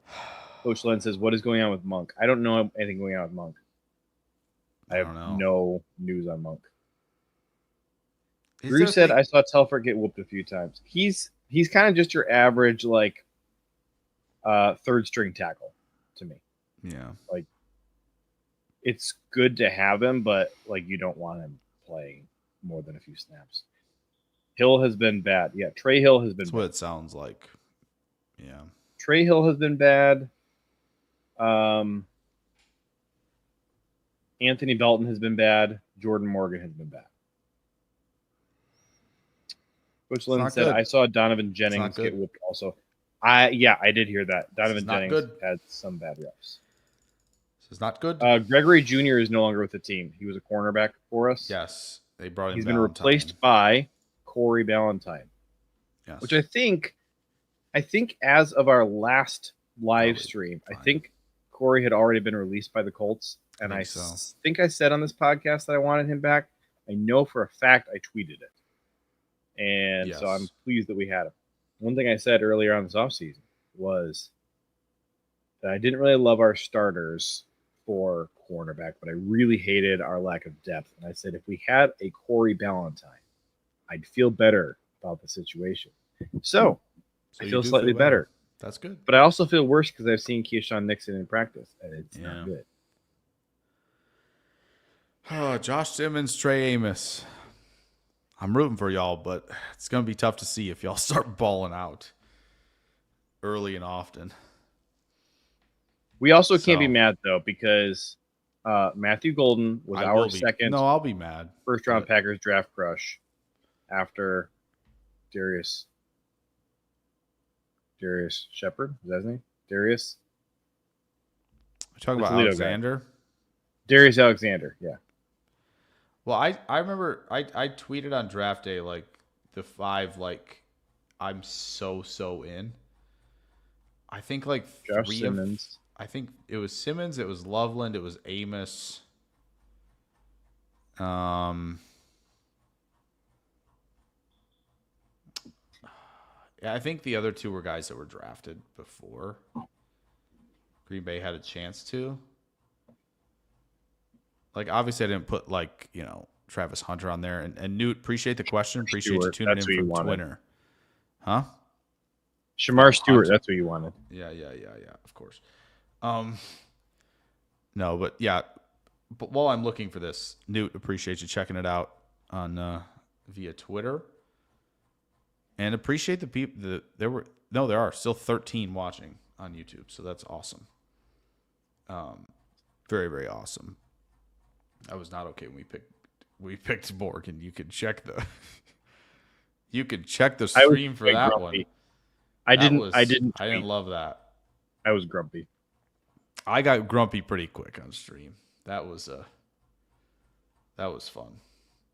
That is definitely going down as my least favorite Packers draft class that I've ever watched come in. Trying to scroll through back my tweets, see the Patriots are cooking. Yes, they were cooking. Probably going to cook. You know how Jake, I'm gonna let you give us one more thing before we. I'm almost there. Oh, there we go. Yeah, Harmon and Nolan, who were both gone by the time we picked. Yeah, I knew it. Harmon was the other 2. Was my number I knew the other one. 2 were gone. Wish I wanted Harmon. Yeah, it was Loveland, Amos, Harmon, Nolan, Simmons. So those 5, we never had any chance of getting either of those 2 guys. No, the Nolan stuff that would have been the dream. The Nolan stuff was utter crap to try and get him to fall further than he did. It was all a bunch of nonsense. It would have been maybe brutal though had they been available, and then we watched Goody pass on defensive tackle because he doesn't care about defensive tackle. Yeah. So maybe we just got spared some extra pain. I mean, he passed on Ty Robinson too. So, yeah. All right, show us your video here. So this is fun, I think, for those interested in the 2027 draft or college football, because we do that around here. This is, you know who this is. He needs no introduction. Number 1 on the Feldman freak list. Jeremiah Smith doing Jeremiah Smith things as usual. What else is new? One-handed catch, working through contact. What else Absolutely is new? Incredible. What else is new? You know who I am. You know who this is. Absolutely incredible. Classic stuff. Is that Lad McConkey? Could be. Is that Lad McConkey? It's too soon, too old for this. Too soon. Too soon. At least he won't be a Bear next year. It's not possible. My guy is not he is starting his sophomore year in a few weeks. Could be a bear in 27, but I don't know. As long as a Dunze is like above average, they're not going to be doing much, especially with Burden under contract for so long now. Seems unlikely. They'll have other things to potentially address. What's that? It's Ed Policy. It is Ed Policy. You know what time it is? I do. Yeah, we all felt bad for Jake when that one hurt. That one hurt. But we also all knew that it was either going to be Loveland or Savion Henderson who went to the Bears. Well, it was almost both, sir. Almost lost my mind twice. It was almost both. Thank you, New England, if I haven't said it 18 million times since the draft. I like that Coach Len just knows Ryan so much as the skinny Alabama wide receiver. I mean, hey, that's totally fine. Yeah, Ryan Williams is the truth as well. He's starting to bulk up a little bit. That's just horrible news for everybody else. He adds bulk and is still that explosive and that flexible and just have that much control. Just come on, man. I want to see Ohio State and Alabama play each other this year so that we can have Ryan Williams and Jeremiah on the same field. There were some guys I follow on Instagram because they post reels of playing like Madden in college football. They had a game where it was like you can only throw to Ryan Williams and you can only throw to Jeremiah Smith. So it was awesome. It was very cool. And you're still going to shred every defense you go up against. Yes, 100%. Because Jeremiah Smith's just mossing guys, coming down with the ball and then stiff arming them. Like it's like maybe those things are realistic, you know? Hey, when you're playing with aliens. Yes, that's true. What is realism? Yeah, that's true. And when your president is Ed Policy, what is realism? Yes. Listen, you guys have squandered 2 3/4 hours on this 1 hour live stream. Yes. Jake managed to keep me on here for 2 3/4 hours. And I told him at a hard 1 hour limit. Which why I was surprised that we went the baseball logo route. I did not think that was going to happen. But admit it. That was a lot of fun. It was a good time, of course. Always admit it. You want to do NFL logos next week. Maybe. You know what actually I would like to do before the season begins? Run through NFL playoff predictor, show off the records of every team, show off your playoff predictions, put all of it there. Put your name on it. We'll do that next week, and we will also put in our predictions. Let your side by hands. The previous years, if you can find them. Next week, I want to do we have to get on the record about who we think the starting Z in the first preseason game for the Packers is going to be. But that's next week, not right now. Wait. Can't do it. First one's Friday. Or Saturday. Yeah, Saturday. Right. So we got to put it in now. All right. Fine. Who's yours? You got 30 seconds. Tops. I have a feeling Doubs doesn't play because I don't think they need him to. I'm going to guess Golden because I think Wicks will be the other receiver on the field. So you think that it'll be Jayden Reed in the slot? Yes, if it's 11. If it's 12, it's going to be, I think, Wicks at the X, Golden at the Z. So I'll go Golden. Give me Golden at X. The first time they go 11, it's going to be Golden at X. Reed in the slot and Mecole at Z. It's just going to be weird. Mecole at Z. I like it. The first time they go 11, I think that's what they're going to do in the first preseason game. If they go 11. Indicative of not much, but. Yeah, if they go 11, I don't think Golden will be the Z. But if they go 12, I have a feeling it will be.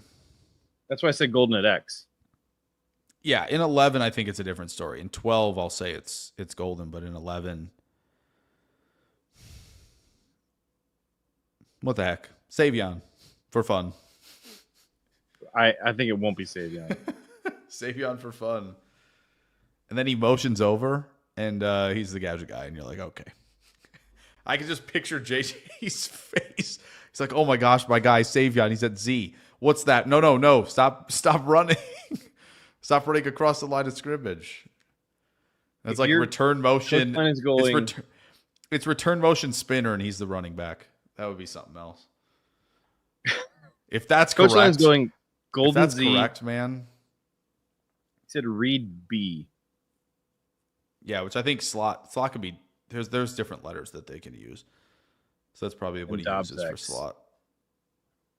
If Doubs plays, that's great news. I Like don't think he's the Doubs will one play. guy. He's the one guy who I don't think has to No. at this point. All right, give me so your official answer is Savion at Z. I mean, I think it's going to be Golden because I think they're going to be in 12. But if you're making me call 11, No, specifically for 11. The first time they were in 11. specifically for 11. You know what? No, I'm going to say it's Reed. I think they're going to put either Golden or Wicks as the quote unquote big slot. I think they're gonna try Reed out there since it's preseason. All right, then I'm gonna go Wicks. Okay. Gosh, if you go back on that, It'll be Golden, right. and we're both wrong. Yeah, if it's Golden in 11, that'll be interesting. That to me seems Right, like it'll be fun. So your official is Golden at Golden in 12, Reed in 11. Golden in 12. No, don't care about 12. We're talking about only 11. Give me your three wide receivers for 11. Reed and Z. Golden X, Reed Z, Wicks your big slot. Wicks your big slot. All right, then give me and then my official is Wicks at Z. Reed slot, Golden. No, swap it. Golden Z. Okay. Wicks X. Reed slot is my official. Okay. So just I'm too old for this. Said my real guess is Wicks. There we go. Put in Watson. Love that. All right. In the words of the late great, beautiful Mr. Ed Policy. Go Pack Go.